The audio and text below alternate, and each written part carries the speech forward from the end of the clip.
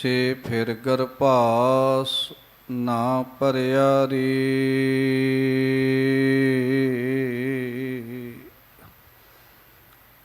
ਜੁਗ ਹੋ ਜੁਗ ਅਟਲ, ਖੰਡਾਂ ਬ੍ਰਹਮੰਡਾਂ ਦੇ ਮਾਲਕ, ਵਾਲੀਏ ਕੁਲ ਆਲਮ, ਪਾਕ ਏ ਪਵਿੱਤਰ ਰੂਹਾਂ ਦੀ ਰੂਹਾਨੀ ਜੋਤ, ਸ਼ਬਦ ਗੁਰੂ, ਸ਼ਬਦਾ ਅਵਤਾਰ, ਬਾਣੀ ਦੇ ਬੋਹਿਥ, ਕਲਯੁਗ ਦੇ ਜਹਾਜ਼, ਖੇਵਟ ਗੁਰੂ।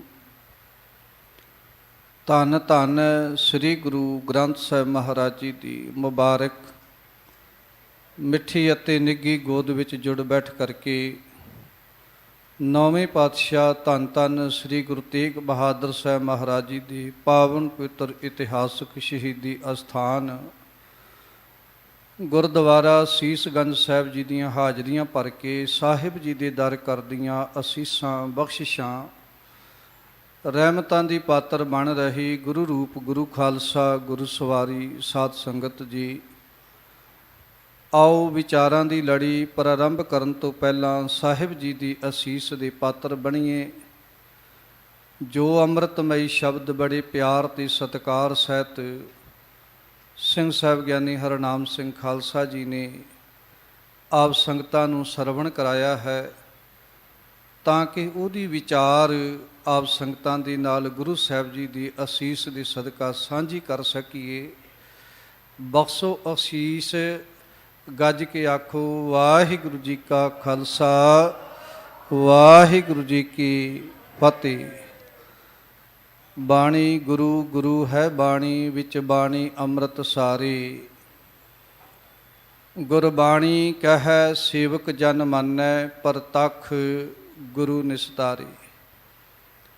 ਸੇਵਕ ਸਿੱਖ ਪੂਜਨ ਸਭ ਆਵਹਿ, ਸਭ ਗਾਵਹਿ ਹਰ ਹਰ ਊਤਮ ਬਾਣੀ। ਗਾਵਿਆ ਸੁਣਿਆ ਤਿਨ ਕਾ ਹਰ ਥਾਈ ਪਾਵੈ, ਜਿਨ ਸਤਿਗੁਰ ਕੀ ਆਗਿਆ ਸਤ ਸਤ ਕਰ ਮਾਨੀ। ਭਾਗਾਂ ਵਾਲੇ ਨੇ ਉਹ ਜੀਵ ਜੋ ਸਾਹਿਬ ਜੀ ਦੇ ਮੁਬਾਰਕ ਚਰਨਾਂ ਵਿੱਚ ਲੜੀਵਾਰ ਪਾਵਨ ਪਿੱਤਰ ਸ਼ਬਦ ਦੀ ਵਿਚਾਰ ਸਰਵਣ ਕਰਨ ਵਾਸਤੇ ਪਹੁੰਚੇ ਨੇ। ਇਹਨਾਂ ਪਾਵਨ ਪਿੱਤਰ ਇਤਿਹਾਸਕ ਅਸਥਾਨਾਂ 'ਤੇ ਧੰਨ ਧੰਨ ਸ੍ਰੀ ਗੁਰੂ ਅਰਜਨ ਦੇਵ ਮਹਾਰਾਜ ਜੀ ਦੇ ਮੁਬਾਰਕ ਮੁਖ ਤੋਂ ਉਚਾਰਨ ਕੀਤੀ ਹੋਈ ਅੰਮ੍ਰਿਤਮਈ ਰਚਨਾ ਥਿੱਤੀ ਗੌੜੀ ਦੀ ਵਿਚਾਰ ਚੱਲਦੀ ਆ ਰਹੀ ਹੈ। ਇਸੇ ਲੜੀ ਤਹਿਤ ਅੱਜ 14 ਨੰਬਰ ਸ਼ਲੋਕ ਅਤੇ ਪੌੜੀ ਦੀ ਵਿਚਾਰ ਆਪ ਸੰਗਤਾਂ ਦੇ ਨਾਲ ਸਾਂਝੀ ਕਰਨੀ ਹੈ। ਮੈਂ ਥੋੜ੍ਹੀ ਜਿਹੀ ਬੇਨਤੀ ਥਿੱਤੀ ਗੌੜੀ ਦੇ ਪ੍ਰਤੀ ਆਪ ਸੰਗਤਾਂ ਦੀ ਚਰਨਾਂ ਵਿੱਚ ਕਰਨੀ ਚਾਹੁੰਦਾ, ਫਿਰ ਹੀ ਆਪਾਂ ਲੜੀਵਾਰ ਸ਼ਬਦ ਦੀ ਵਿਚਾਰ ਦੇ ਨਾਲ ਜੁੜਨਾ ਕਰਾਂਗੇ। ਧੰਨ ਧੰਨ ਸ੍ਰੀ ਗੁਰੂ ਅਰਜਨ ਦੇਵ ਮਹਾਰਾਜ ਜੀ ਨੇ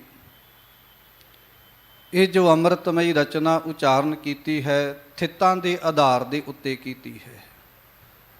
ਕਿਉਂਕਿ ਏਕਮ ਦੂਜ ਤੀਜ ਚੌਥ ਪੰਚਮੀ ਔਰ ਖਟ ਸਤਵੀਂ ਔਰ ਸਾਧ ਸੰਗਤ ਅਸ਼ਟਮੀ ਨੌਵੀਂ ਦਸਵੀਂ ਇਕਾਦਸ਼ੀ ਦੁਆਦਸ਼ੀ ਤਰੋਦਸ ਚੌਦਸ ਫਿਰ ਪੂਰਨਮਾਸੀ ਆਉਂਦੀ ਹੈ। ਇਸੇ ਆਧਾਰ ਦੇ ਉੱਤੇ ਪੂਰਨਮਾਸੀ ਨੂੰ ਆਪਾਂ ਇਹ ਵਿਚਾਰ ਕਰਦੇ ਹਾਂ ਕਿ ਮਹੀਨਾ ਪੂਰਾ ਹੋ ਗਿਆ। ਕਹਿਣ ਤੋਂ ਭਾਵ ਕਿ ਪੂਰਨਮਾਸੀ ਤੋਂ ਬਾਅਦ ਫਿਰ ਦਿਨਾਂ ਦੀ ਵਿਚਾਰ ਜਿਹੜੀ ਆ ਇਕਾਦਸ਼ ਤੋਂ ਆਰੰਭ ਹੋ ਜਾਂਦੀ ਹੈ। ਇਸੇ ਤਰ੍ਹਾਂ ਸਾਧ ਸੰਗਤ ਗੁਰੂ ਸਾਹਿਬ ਜੀ ਨੇ ਮਹੀਨੇ ਦੇ ਅੰਦਰ ਆਉਣ ਵਾਲੀਆਂ ਇਹਨਾਂ ਥਿੱਤਾਂ ਦਾ ਜ਼ਿਕਰ ਇਸ ਅੰਮ੍ਰਿਤਮਈ ਰਚਨਾ ਦੇ ਅੰਦਰ ਕੀਤਾ ਹੈ। ਬਲਕਿ ਜਦੋਂ ਆਪਾਂ ਗੁਰੂ ਗ੍ਰੰਥ ਸਾਹਿਬ ਦੀ ਬਾਣੀ ਪੜ੍ਹੀਏ ਤੇ ਗੁਰੂ ਨਾਨਕ ਸਾਹਿਬ ਜੀ ਦੇ ਨੇਤਾ ਪ੍ਰਤੀ ਆਪਾਂ ਬਚਨ ਪੜ੍ਹਦੇ ਹਾਂ, ਥਿਤ ਵਾਰ ਨਾ ਜੋਗੀ ਜਾਣੈ, ਰੁੱਤ ਮਾਹੂ ਨਾ ਕੋਈ, ਜਾ ਕਰਤਾ ਸਿਰਠੀ ਕੋ ਸਾਜੇ, ਆਪੇ ਜਾਣੈ ਸੋਈ। ਜਾਂ ਆਪਾਂ ਗੁਰੂ ਸਾਹਿਬ ਜੀ ਦੇ ਮੁਬਾਰਕ ਬਚਨ ਪੜ੍ਹਦੇ ਹਾਂ, ਥਿੱਤੀ ਵਾਰ ਸੇਵੇ ਮੁਗਧ ਗਵਾਰ। ਉਹ ਸਭ ਤੋਂ ਵੱਡਾ ਦੁਨੀਆ ਦੇ ਉੱਤੇ ਮਨੁੱਖ ਮੂਰਖ ਮੰਨਿਆ ਜਾਂਦਾ ਜਿਹੜਾ ਇਹਦਾ ਦਿਨਾਂ ਵਾਰਾਂ ਦੀ ਵਿਚਾਰ ਕਰਦਾ ਹੈ, ਕਿਉਂਕਿ ਕਿਸੇ ਨੂੰ ਇਸ ਭੇਦ ਬਾਰੇ ਕੋਈ ਪਤਾ ਨਹੀਂ ਕਿ ਉਹ ਕਿਹੜਾ ਦਿਨ ਸੀ, ਕਿਹੜਾ ਵਾਰ ਸੀ, ਕਿਹੜਾ ਟਾਈਮ ਸੀ, ਕਿਹੜਾ ਸਮਾਂ ਸੀ ਜਿਸ ਸਮੇਂ ਪਰਮਾਤਮਾ ਨੇ ਸੰਸਾਰ ਦੀ ਰਚਨਾ ਕੀਤੀ ਹੋਵੇਗੀ। ਪਰ ਫਿਰ ਵੀ ਸਾਡੇ ਸੰਸਾਰ ਦੇ ਉੱਤੇ ਕੁਝ ਲੋਕਾਂ ਨੇ ਸੂਰਜ ਅਤੇ ਚੰਦਰਮੇ ਦੀ ਚਾਲ ਦੇ ਆਧਾਰ ਦੇ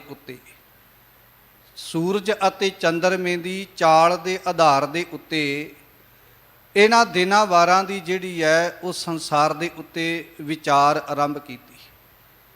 ਹੁਣ ਜਿਵੇਂ ਸਾਧ ਸੰਗਤ ਦਿਨਾਂ ਦੀ ਵਿਚਾਰ ਅੱਗੇ ਵੱਧਦੀ ਜਾਂਦੀ ਹੈ, ਇਸੇ ਤਰ੍ਹਾਂ ਗੁਰੂ ਸਾਹਿਬ ਜੀ ਨੇ ਇਸ ਮੁਬਾਰਕ ਰਚਨਾ ਦੇ ਅੰਦਰ ਸਾਡੇ ਮਨ ਦੇ ਇਹ ਭੇਦ ਸੰਸਾਰ ਦੇ ਵਿੱਚ ਬਿਆਨ ਕੀਤੇ ਨੇ। ਇੱਕ ਪਾਸੇ ਗੁਰੂ ਸਾਹਿਬ ਜੀ ਅੱਜ ਦੀ ਇਸ ਮੁਬਾਰਕ ਰਚਨਾ ਵਿੱਚ ਸਾਧ ਸੰਗਤ 14 ਦੀ ਗੱਲ ਕਰਦੇ ਨੇ, ਭਾਵ ਕਿ ਜਿਹਨੂੰ ਆਪਾਂ 14ਵੀਂ ਕਹਿ ਦਿੰਦੇ ਹਾਂ।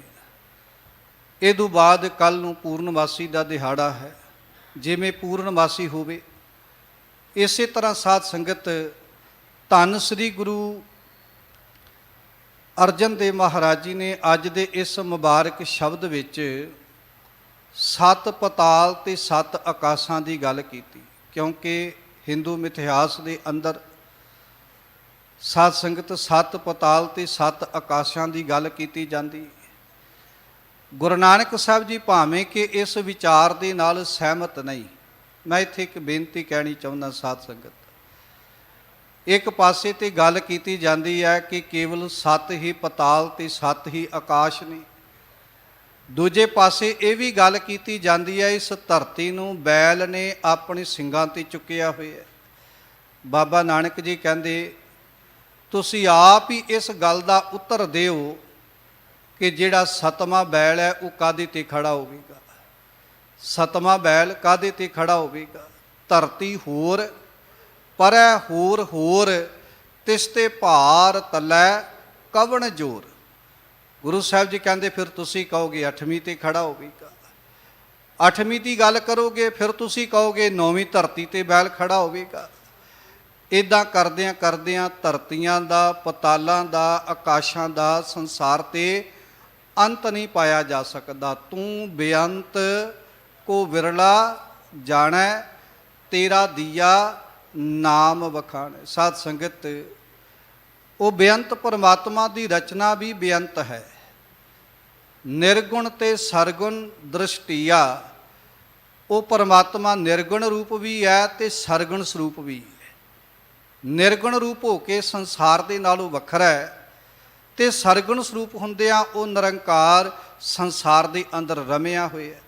ਹੁਣ ਸਾਧ ਸੰਗਤ ਜਦੋਂ ਆਪਾਂ ਅੰਮ੍ਰਿਤਮਈ ਬਾਣੀ ਜਪਜੀ ਸਾਹਿਬ ਜੀ ਦੀ ਗੱਲ ਕਰਦੇ ਆ ਤੇ ਜਪਜੀ ਸਾਹਿਬ ਦੀ ਬਾਣੀ ਸਾਧ ਸੰਗਤ ਇਵੇਂ ਆ ਜਿਵੇਂ ਗੁਰੂ ਨਾਨਕ ਸਾਹਿਬ ਨੇ ਕੁੱਜੇ ਦੇ ਵਿੱਚ ਸਮੁੰਦਰ ਬੰਦ ਕੀਤਾ ਹੋਵੇ, ਕਿਉਂਕਿ ਗੱਲ ਥਿੱਤਾ ਵਾਰਾਂ ਦੀ ਚੱਲ ਰਹੀ ਹੈ। ਸਾਧ ਸੰਗਤ ਜਪਜੀ ਸਾਹਿਬ ਦੀ ਬਾਣੀ 'ਚ ਵੇਖੋ, ਜੇ ਆਪਾਂ ਥਿੱਤਾ ਵਾਰਾਂ ਦੀ ਵਿਚਾਰ ਕਰਦੇ ਆ ਤੇ ਜਪਜੀ ਸਾਹਿਬ ਦੀ ਬਾਣੀ ਦੇ ਅੰਦਰ ਆਪਾਂ ਨੇਤਾ ਪ੍ਰਤੀ ਪੜ੍ਹਦੇ ਆ, ਪਾਤਾਲਾਂ ਪਾਤਾਲ ਲੱਖ ਆਗਾਸਾਂ ਆਗਾਸ, ਓੜਕ ਓੜਕ ਭਾਲ ਥਕੇ ਵੇਦ ਕਹਿਨ ਇੱਕ ਬਾਤ, ਸਹਿਸ 18 ਕਹਿਨ ਕਤੀਬਾਂ ਅਸਲੂ ਇੱਕ ਧਾਤ, ਲੇਖਾ ਹੋਏ ਤਾਂ ਲਿਖੀਐ ਲੇਖੈ ਹੋਏ ਵਿਨਾਸ਼, ਨਾਨਕ ਵੱਡਾ ਆਖੀਐ ਆਪੇ ਜਾਣੈ ਆਪ।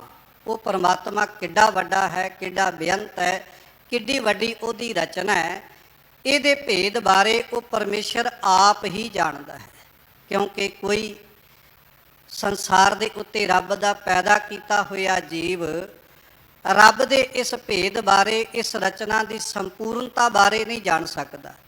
ਏਵਡ ਉੱਚਾ ਹੋਵੈ ਕੋਏ ਤਿਸ ਉੱਚੇ ਕਉ ਜਾਣੈ ਸੋਈ। ਸਾਧ ਸੰਗਤ ਗੱਲ ਧਿਆਨ ਦੇ ਨਾਲ ਸਰਵਣ ਕਰਨਾ। ਇੱਕ ਦਿਨ ਇੱਕ ਪੜ੍ਹਿਆ ਲਿਖਿਆ ਵਿਦਵਾਨ, ਸਾਇੰਸ ਦਾ ਵਿਦਿਆਰਥੀ ਇਹ ਗੱਲ ਕਹਿੰਦਾ ਹੈ, ਗਿਆਨੀ ਜੀ ਮੈਨੂੰ ਜਪਜੀ ਸਾਹਿਬ ਦੀ ਬਾਣੀ ਪੜ੍ਹਦਿਆਂ ਕਈ ਸਾਲ ਹੋ ਗਏ ਤੇ ਮੈਂ ਜਦੋਂ ਵਿਗਿਆਨ ਦੀ ਅੱਜ ਖੋਜ ਚੱਲਦੀ ਹੈ ਨਾ, ਜਦੋਂ ਮੈਂ ਵਿਗਿਆਨ ਵਾਲੇ ਪੜ੍ਹਿਆ ਤੇ ਮੈਨੂੰ ਇੰਨੀ ਕੁ ਸੋਝੀ ਪ੍ਰਾਪਤ ਹੋਈ ਕਿ ਸ਼ਾਇਦ ਹੁਣ ਤੱਕ 6 ਬਲੈਕ ਹੋਲਾਂ ਦੀ ਖੋਜ ਜਿਹੜੀ ਆ ਉਹ ਹੋ ਚੁੱਕੀ ਹੈ। ਇੱਕ ਬਲੈਕ ਹੋਲ ਦੇ ਅੰਦਰ ਕਰੋੜਾਂ ਧਰਤੀਆਂ, ਕਰੋੜਾਂ ਚੰਦਰਮੇ ਤੇ ਕਰੋੜਾਂ ਸੂਰਜਾਂ ਦੀ ਗੱਲ ਚੱਲਦੀ। ਕਹਿੰਦਾ ਫਿਰ ਮੈਂ ਜਦੋਂ ਜਪਜੀ ਸਾਹਿਬ ਦੀ ਬਾਣੀ ਪੜ੍ਹਦਾ ਤੇ ਜਪਜੀ ਸਾਹਿਬ ਦੀ ਬਾਣੀ ਵਿੱਚ ਆਉਂਦਾ ਹੈ ਪਾਤਾਲਾਂ ਪਾਤਾਲ, ਲੱਖ ਆਗਾਸਾਂ ਆਗਾਸ, ਕਿ ਬਾਬਾ ਨਾਨਕ ਜੀ ਇਹ ਗੱਲ ਕਹਿ ਰਹੇ ਨੇ ਕਿ ਕਰੋੜਾਂ ਧਰਤੀਆਂ ਨੇ, ਕਰੋੜਾਂ ਚੰਦਰਮੇ ਨੇ, ਕਰੋੜਾਂ ਪਾਤਾਲ ਨੇ। ਕਹਿੰਦਾ ਮੈਂ ਹੈਰਾਨ ਹੋ ਗਿਆ ਕਿ ਕੀ ਅੱਜ ਦੀ ਸਾਇੰਸ ਖੋਜ ਕਰਕੇ ਕਿ ਗੁਰੂ ਨਾਨਕ ਸਾਹਿਬ ਦੀ ਵਿਚਾਰਧਾਰਾ ਦੇ ਨਾਲੋਂ ਅੱਗੇ ਤਾਂ ਨਹੀਂ ਨਿਕਲ ਗਈ, ਪਰ ਇਹ ਕਿਵੇਂ ਹੋ ਸਕਦਾ ਹੈ ਕਿ ਬਾਬਾ ਨਾਨਕ ਜੀ ਇਕੱਲੀ ਲੱਖਾਂ ਦੀ ਗੱਲ ਕਰਨ ਤੇ ਸਾਇੰਸ ਕਰੋੜਾਂ ਅਰਬਾਂ ਦੀ ਗੱਲ ਕਰੇ। ਕਹਿਣ ਲੱਗਾ ਮੇਰੇ ਮਨ ਵਿੱਚ ਇਸ ਪ੍ਰਥਾਏ ਇੱਕ ਬੜਾ ਵੱਡਾ ਸ਼ੰਕਾ ਪੈਦਾ ਹੋ ਗਿਆ। ਸਾਧ ਸੰਗਤ, ਮੈਂ ਬੇਨਤੀ ਕਰਾਂ, ਅਸੀਂ ਵੀ ਕਈ ਸਾਲਾਂ ਤੋਂ ਜਪਜੀ ਸਾਹਿਬ ਪੜ੍ਹਦੇ ਆ ਰਹੇ। ਅੱਜ ਵੀ ਕਿਸੇ ਨੂੰ ਪੁੱਛੀਏ ਨਾ ਕਿ ਪਾਤਾਲਾਂ ਪਾਤਾਲ ਦੇ ਅਰਥ ਕੀ ਨੇ, ਤੇ ਉਹ ਬਾਰ-ਬਾਰ ਇੱਕੋ ਗੱਲ ਕਰਨਗੇ ਕਿ ਲੱਖਾਂ ਧਰਤੀਆਂ ਨੇ, ਲੱਖਾਂ ਪਾਤਾਲ ਨੇ। ਗੁਰੂ ਨਾਨਕ ਸਾਹਿਬ ਜੀ ਗੁਰਬਾਣੀ ਜਪਜੀ ਸਾਹਿਬ ਦੇ ਅੰਦਰ ਇੱਕ ਪ੍ਰਸ਼ਨੋਤਰੀ ਹੈ। ਸਾਧ ਸੰਗਤ, ਜਪਜੀ ਸਾਹਿਬ ਦੀ ਬਾਣੀ ਪਹਿਲਾਂ ਪ੍ਰਸ਼ਨ ਪੈਦਾ ਕਰਦੇ ਨੇ, ਫਿਰ ਉਹਦੇ ਉੱਤਰ ਦੀ ਗੱਲ ਕਰਦੇ। ਗੁਰੂ ਨਾਨਕ ਸਾਹਿਬ ਮਹਾਰਾਜ ਜੀ ਨੇ ਬੜੀ ਪਿਆਰੀ ਵਿਚਾਰ ਇੱਥੇ ਸਮਝਾਈ ਕਿ ਮੈਂ ਇਸ ਵਿਚਾਰ ਨਾਲ ਸਹਿਮਤ ਨਹੀਂ ਕਿ ਕਰੋੜਾਂ ਧਰਤੀਆਂ ਨੇ, ਮੈਂ ਲੱਖਾਂ ਪਾਤਾਲ ਨੇ ਤੇ ਲੱਖਾਂ ਆਕਾਸ਼ ਨੇ। ਬਾਬਾ ਨਾਨਕ ਜੀ ਕਹਿੰਦੇ ਇਹ ਗੱਲ ਕੌਣ ਕਹਿ ਰਿਹਾ? ਸਹਿਸ 18 ਕਹਿਨ ਕਤੀਬਾਂ। ਇਹ ਗੱਲ 18,000 ਆਲਮ ਇਸਲਾਮ ਧਰਮ ਦੇ ਗ੍ਰੰਥ ਕਹਿ ਰਹੇ ਨੇ, ਕਤੇਬ ਕਹਿ ਰਹੇ ਨੇ, ਵੇਦ ਸ਼ਾਸਤਰ ਕਹਿ ਰਹੇ ਨੇ। ਪਰ ਬਾਬਾ ਨਾਨਕ ਜੀ ਨੂੰ ਪੁੱਛਿਆ ਕਿ ਤੁਹਾਡਾ ਇਹਦੇ ਪ੍ਰਤੀ ਕੀ ਵਿਚਾਰ ਹੈ? ਪਹਿਲਾਂ ਬਾਬਾ ਨਾਨਕ ਜੀ ਨੇ ਉਹਨਾਂ ਦੀ ਗੱਲ ਸਾਡੇ ਸਨਮੁਖ ਰੱਖੀ, ਫਿਰ ਆਪਣੀ ਗੱਲ ਦਾ ਉੱਤਰ ਗੁਰੂ ਨਾਨਕ ਸਾਹਿਬ ਨੇ ਅੱਗੇ ਦਿੱਤਾ ਹੈ। ਉਹ ਨੌਜਵਾਨ ਬੱਚਾ ਇਹ ਗੱਲ ਸੁਣ ਕੇ ਬੜਾ ਹੈਰਾਨ ਹੋਇਆ। ਉਹ ਕਹਿੰਦਾ ਸੀ ਤੇ ਅੱਜ ਤੱਕ ਇਹੀ ਸੋਚਦੇ ਆਏ ਕਿ ਲੱਖਾਂ ਧਰਤੀਆਂ ਨੇ, ਲੱਖਾਂ ਪਾਤਾਲ ਨੇ। ਇਹ ਗੱਲ ਬਾਬਾ ਨਾਨਕ ਜੀ ਕਹਿ ਰਹੇ ਨੇ। ਮੈਂ ਕਿਹਾ ਪੁੱਤਰ ਜੀ, ਗੁਰੂ ਨਾਨਕ ਸਾਹਿਬ ਨੇ ਇਹਦੀ ਗੱਲ ਦਾ ਉੱਤਰ ਅਗਲੇ ਪਾਸੇ ਦਿੱਤਾ ਹੈ, ਆਪਣੀ ਗੱਲ ਬਾਅਦ ਵਿੱਚ ਅੱਗੇ ਰੱਖੀ ਹੈ। ਗੁਰੂ ਨਾਨਕ ਸਾਹਿਬ ਮਹਾਰਾਜ ਜੀ ਕਹਿੰਦੇ ਨੇ ਭਾਈ ਇਹ ਪਾਤਾਲਾਂ ਤੇ ਆਕਾਸ਼ਾਂ ਦੀ ਕੋਈ ਗਿਣਤੀ ਨਹੀਂ ਹੋ ਸਕਦੀ। ਪੁੱਛਿਆ ਬਾਬਾ ਜੀ ਤੁਸੀਂ ਕੁਝ ਤਾਂ ਦੱਸੋ, ਇਹ ਕਰੋੜ ਨੇ, ਇਹ ਅਰਬ ਨੇ, ਇਹ ਖਰਬ ਨੇ, ਇਹ ਅਸੰਖ ਨੇ, ਇਹ ਨੀਲ ਨੇ, ਇਹ ਕੰਠ ਨੇ, ਇਹ ਪਦਮ ਨੇ। ਜਿੱਥੇ ਜਾ ਕੇ ਗਿਣਤੀ ਖਤਮ ਹੋ ਜਾਂਦੀ, ਜੀਰੋਆਂ ਹੀ ਖਤਮ ਹੋ ਜਾਂਦੀਆਂ। ਕੁਝ ਤੇ ਗੱਲ ਕਰੋ ਕਿ ਇਹਨਾਂ ਦੀ ਗਿਣਤੀ ਕਿੰਨੀ ਹੋਵੇਗੀ। ਤੇ ਬਾਬਾ ਨਾਨਕ ਜੀ ਕਹਿੰਦੇ ਲਿਖਿਆ ਹੋਏ ਤਾਂ ਲਿਖੀ ਹੈ। ਇਹ ਗੁਰੂ ਨਾਨਕ ਸਾਹਿਬ ਨੇ ਆਪਣਾ ਉੱਤਰ ਦਿੱਤਾ ਹੈ। ਕਹਿੰਦੇ ਗਿਣਤੀ ਹੋਵੇ ਤੇ ਮੈਂ ਜ਼ਰੂਰ ਲਿਖ ਦੇਣੀ ਸੀ। ਇਹ ਕਰੋੜਾਂ ਨੇ, ਇਹ ਅਰਬਾਂ ਨੇ, ਇਹ ਖਰਬਾਂ ਨੇ, ਇਹ ਅਸੰਖ ਨੇ, ਇਹ ਨੀਲ ਨੇ, ਇਹ ਕੰਠ ਨੇ, ਇਹ ਪਦਮ ਨੇ। ਬਾਬਾ ਨਾਨਕ ਜੀ ਕਹਿੰਦੇ ਮੈਂ ਜ਼ਰੂਰ ਲਿਖ ਦੇਣਾ ਸੀ, ਪਰ ਇਹ ਵੀ ਗੱਲ ਨਹੀਂ ਕਿ ਜੇ ਮੈਂ ਨਹੀਂ ਲਿਖਿਆ, ਅਸੀਂ ਨਹੀਂ ਲਿਖਿਆ, ਤੇ ਆਉਣ ਵਾਲੇ ਸਮੇਂ 'ਚ ਕੋਈ ਹੋਰ ਇਹਦੀ ਖੋਜ ਕਰਕੇ ਪੂਰਨ ਠੋਸ ਸਬੂਤ ਦੇ ਦੁਆਰਾ ਇਹਨੂੰ ਸੰਸਾਰ 'ਤੇ ਬਿਆਨ ਕਰ ਸਕੇਗਾ।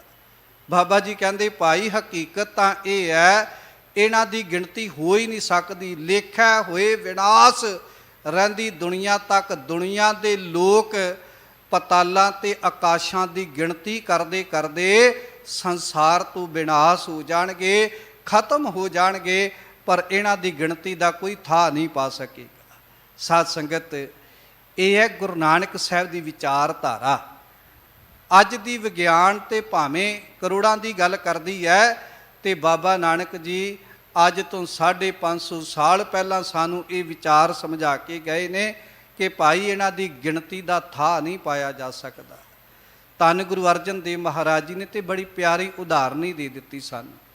ਸਾਹਿਬ ਜੀ ਦੇ ਮੁਬਾਰਕ ਬਚਨ ਨੇ, ਪਿਤਾ ਕਾ ਜਨਮ ਕੇ ਜਾਣੈ ਪੂਤ। ਪੁੱਤਰ ਨੂੰ ਕੀ ਪਤਾ ਮੇਰੇ ਪਿਤਾ ਦਾ ਜਨਮ ਕਦੋਂ ਹੋਇਆ ਸੀ, ਕਿਹੜਾ ਦਿਨ ਸੀ, ਕਿਹੜਾ ਵਾਰ ਸੀ, ਕਿਹੜਾ ਸਮਾਂ ਸੀ।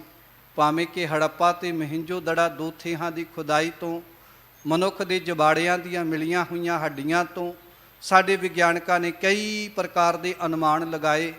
ਅੱਜ ਤੋਂ ਇੰਨੇ ਸਾਲ ਪਹਿਲਾਂ ਧਰਤੀ ਬਣੀ ਹੋਵੇਗੀ, ਇੰਨੇ ਸਾਲ ਪਹਿਲਾਂ ਪਰਮਾਤਮਾ ਨੇ ਇਹ ਮਨੁੱਖ ਦੀ ਪੈਦਾਇਸ਼ ਇਸ ਧਰਤੀ 'ਤੇ ਕੀਤੀ ਹੋਵੇਗੀ। ਜਿਵੇਂ ਡਾਰਵਿਨ ਦਾ ਕਥਨ ਹੈ, ਕੁਝ ਧਰਮ ਇਸ ਵਿਸ਼ੇ ਤਹਿਤ ਇਹ ਵੀ ਆਪਣੇ ਵਿਚਾਰ ਰੱਖਦੇ ਨੇ ਕਿ ਇੱਦਾਂ ਨਹੀਂ ਸੰਸਾਰ ਰਚਿਆ ਗਿਆ ਹੋਵੇਗਾ। ਰੱਬ ਨੇ ਈਸਾਈ ਮਤ ਦੇ ਅਨੁਸਾਰ ਕਿ ਪਰਮਾਤਮਾ ਨੇ 6 ਦਿਨਾਂ ਦੇ ਵਿੱਚ ਇੱਕ ਦਿਨ ਕੁਝ ਪੈਦਾ ਕੀਤਾ, ਦੂਜੇ ਦਿਨ ਕੁਝ ਕੀਤਾ, 6 ਦਿਨਾਂ 'ਚ ਸੰਸਾਰ ਦੀ ਰਚਨਾ ਕੀਤੀ ਤੇ 7ਵੇਂ ਦਿਨ ਪਰਮਾਤਮਾ ਨੇ ਆਰਾਮ ਕੀਤਾ। ਬਾਬਾ ਨਾਨਕ ਜੀ ਇਹ ਸਾਰੀਆਂ ਵਿਚਾਰਾਂ ਨੂੰ ਬੜੇ ਪਿਆਰ ਦੇ ਨਾਲ ਸਾਨੂੰ ਸਮਝਾਉਂਦੇ ਨੇ। ਜਿੱਥੇ ਗੁਰੂ ਸਾਹਿਬ ਜੀ ਨੇ ਬਚਨ ਕਹੇ ਨਾ ਕਿ ਥਿਤ ਵਾਰ ਨਾ ਜੋਗੀ ਜਾਣੈ ਰੁੱਤ ਮਾਹੋ ਨਾ ਕੋਈ, ਉੱਥੇ ਗੁਰੂ ਸਾਹਿਬ ਜੀ ਨੇ ਇੱਕ ਬੜੀ ਪਿਆਰੀ ਗੱਲ ਕਹੀ, ਸਾਨੂੰ ਇਸ ਝਗੜੇ ਵਿੱਚ ਪੈਣ ਦੀ ਜ਼ਰੂਰਤ ਨਹੀਂ। ਜਾ ਕਰਤਾ ਸਿਰ ਠੀਕੋ ਸਾਜੇ ਆਪੇ ਜਾਣੈ ਸੋਈ। ਤੇ ਸੰਸਾਰ ਕਿਵੇਂ ਰਚਿਆ? ਗੁਰੂ ਸਾਹਿਬ ਜੀ ਕਹਿੰਦੇ ਨੇ ਭਾਈ ਪਰਮਾਤਮਾ ਨੇ ਕੀਤਾ ਪਸਾਉ ਏਕੋ ਕਵਾਉ ਤਿਸ ਤੇ ਹੋਏ ਲੱਖ ਦਰਿਆਉ। ਲੱਖਾਂ ਦਰਿਆਉਂ ਦੇ ਵਿੱਚ ਆ ਗਏ ਜਦੋਂ ਰੱਬ ਨੇ ਇੱਕ ਕਵਾਉ ਸ਼ਬਦ ਕਿਹਾ। ਕਵਾਉ ਦਾ ਮਤਲਬ ਹੁੰਦਾ ਹੈ ਇੱਕ ਬਚਨ ਕਿਹਾ ਪਰਮਾਤਮਾ ਨੇ। ਇਸਲਾਮ ਧਰਮ ਵੀ ਇੱਥੇ ਕੁਝ ਵਿਚਾਰ ਮਿਲਦੇ ਨੇ। ਇਸਲਾਮ ਕਹਿੰਦਾ ਕਿ ਪਰਮਾਤਮਾ ਨੇ ਕੁਨ ਸ਼ਬਦ ਵਰਤਿਆ ਤੇ ਸਾਰਾ ਸੰਸਾਰ ਰਚਿਆ ਗਿਆ। ਖੈਰ ਸਾਧ ਸੰਗਤ, ਸੰਸਾਰ ਕਿਵੇਂ ਰਚਿਆ, ਕਿਹੜਾ ਦਿਨ ਸੀ, ਕਿਹੜਾ ਵਾਰ ਸੀ, ਉਹਦੇ ਭੇਦ ਬਾਰੇ ਆਪਾਂ ਕੁਝ ਨਹੀਂ ਕਹਿ ਸਕਦੇ। ਇੱਥੇ ਮੈਂ ਇੱਕ ਹੋਰ ਬੇਨਤੀ ਸਿੱਖ ਰਹਿਤ ਮਰਜ਼ਾਦਾ ਦੇ ਅਨੁਸਾਰ ਆਪ ਸੰਗਤਾਂ ਦੀ ਚਰਨਾਂ ਵਿੱਚ ਕਰਨੀ ਚਾਹੁੰਦਾ। ਸਿੰਘ ਸਾਹਿਬ ਗਿਆਨੀ ਹਰਨਾਮ ਸਿੰਘ ਜੀ ਖਾਲਸਾ ਸਿੱਖ ਰਹਿਤ ਮਰਜ਼ਾਦਾ ਤੇ ਪੂਰਨ ਤੌਰ ਤੇ ਪਹਿਰਾ ਦਿੰਦੇ ਨੇ।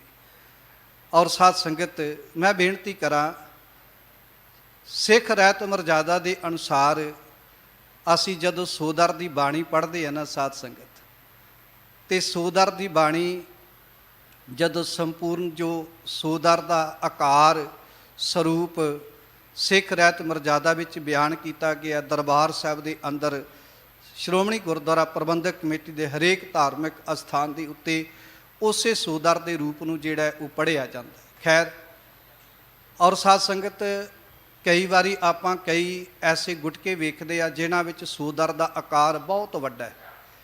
ਕਈ ਸਵਾਲ ਕਰਦੇ ਨੇ। ਮੈਂ ਇੱਕ ਦਿਨ ਲਿਟਰੇਚਰ ਹਾਊਸ ਤੇ ਸ਼੍ਰੋਮਣੀ ਕਮੇਟੀ ਦੇ ਬੈਠਾ ਸਾਂ, ਬੜੀ ਹੈਰਾਨਗੀ ਹੋਈ। ਇੱਕ ਵੀਰ ਗੁਟਕਾ ਲੈ ਕੇ ਗਿਆ ਤੇ ਥੋੜ੍ਹੇ ਸਮੇਂ ਬਾਅਦ ਹੀ ਉਹ ਵਾਪਸ ਕਰ ਜਾਂਦਾ। ਪੁੱਛਿਆ ਜੀ ਕਿਉਂ? ਕਹਿੰਦਾ ਜੀ ਸ਼੍ਰੋਮਣੀ ਕਮੇਟੀ ਨੇ ਇਹ ਰਹਿਤ ਮਰਜ਼ਾਦਾ ਦਾ ਆਕਾਰ ਜਿਹੜਾ ਉਹਦੇ ਵਿੱਚ ਸੋਦਰ ਦਾ ਪਾਠ ਛੋਟਾ ਕਰ ਦਿੱਤਾ ਹੈ। ਇਹ ਗੱਲ ਉਸ ਵੀਰ ਨੇ ਕਹੀ ਜਿਹੜਾ ਅਣਜਾਣ ਸੀ, ਜਿਹਨੂੰ ਗੁਰਮਰਜ਼ਾਦਾ ਬਾਰੇ ਸੋਝੀ ਨਹੀਂ ਸੀ। ਉਹ ਕਹਿੰਦਾ ਜੀ ਇਹਨਾਂ ਨੇ ਸੋਦਰ ਦਾ ਪਾਠ ਛੋਟਾ ਕਰ ਦਿੱਤਾ ਹੈ। ਫਿਰ ਉਸ ਵੀਰ ਨੂੰ ਸਮਝਾਇਆ, ਵੀਰ ਸ਼੍ਰੋਮਣੀ ਕਮੇਟੀ ਨੇ ਪਾਠ ਛੋਟਾ ਨਹੀਂ ਕੀਤਾ, ਸਾਡੇ ਬਾਬਿਆਂ ਨੇ ਸ਼ਬਦ ਜੋੜ ਕੇ ਇਹਨੂੰ ਬਹੁਤ ਵੱਡਾ ਕਰ ਦਿੱਤਾ ਸੀ। ਆਮ ਸੰਗਤਾਂ ਤੇ ਸੋਦਰ ਦੇ ਪਾਠ ਤੋਂ ਵੀ ਦੂਰ ਹੋਣ ਲੱਗ ਪਈਆਂ। ਬੰਦਾ ਇਹ ਪੁੱਛੇ ਕਿ ਜਿਨ੍ਹਾਂ ਨੇ ਸੋਦਰ ਦੇ ਨਾਲ ਵੱਖ-ਵੱਖ ਸ਼ਬਦ ਜੋੜੇ ਨੇ, ਉਹਨਾਂ ਨੇ ਕਿਹੜਾ ਪੰਥਕ ਤੌਰ ਤੇ ਵਿਚਾਰ ਕਰਕੇ ਜੋੜੇ ਨੇ?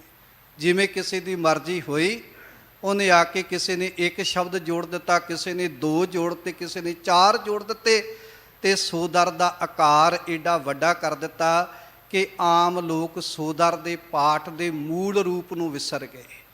ਸ਼੍ਰੋਮਣੀ ਕਮੇਟੀ ਦੇ ਅੰਦਰ ਪੰਥਕ ਵਿਦਵਾਨਾਂ ਨੇ ਬੈਠ ਕੇ ਵਿਚਾਰ ਕੀਤੇ ਕਿ ਸੋਦਰ ਦਾ ਪੂਰਨ ਆਕਾਰ ਕੀ ਹੈ ਤੇ ਉਹ ਬਿਆਨ ਕੀਤਾ ਗਿਆ। ਇੱਕ ਬੇਨਤੀ ਹੋਰ ਕਰਾਂ ਸਾਧ ਸੰਗਤ, ਹੁਣ ਇੱਥੇ ਮੈਂ ਇਹੀ ਬੇਨਤੀ ਕਹਿਣੀ ਚਾਹੁੰਦਾ, ਇਸੇ ਤਰ੍ਹਾਂ ਆਪਾਂ ਸੁਖਮਨੀ ਸਾਹਿਬ ਦੀ ਬਾਣੀ ਪੜ੍ਹਦੇ ਆ ਹੁਣ ਤੇ ਸਾਧ ਸੰਗਤ ਗੁਟਕੇ ਵੀ ਆ ਗਏ, ਜਿਹਦੇ ਵਿੱਚ ਅੱਗੇ ਥਿੱਤੀ ਗੌੜੀ ਦਾ ਇਹ ਪਾਠ ਜਿਹੜਾ ਨਾ ਇਹ ਜੋੜਿਆ ਹੋਇਆ ਤੇ ਆਮ ਸੰਗਤਾਂ ਅਸੀਂ ਪੜ੍ਹਦੇ ਆ।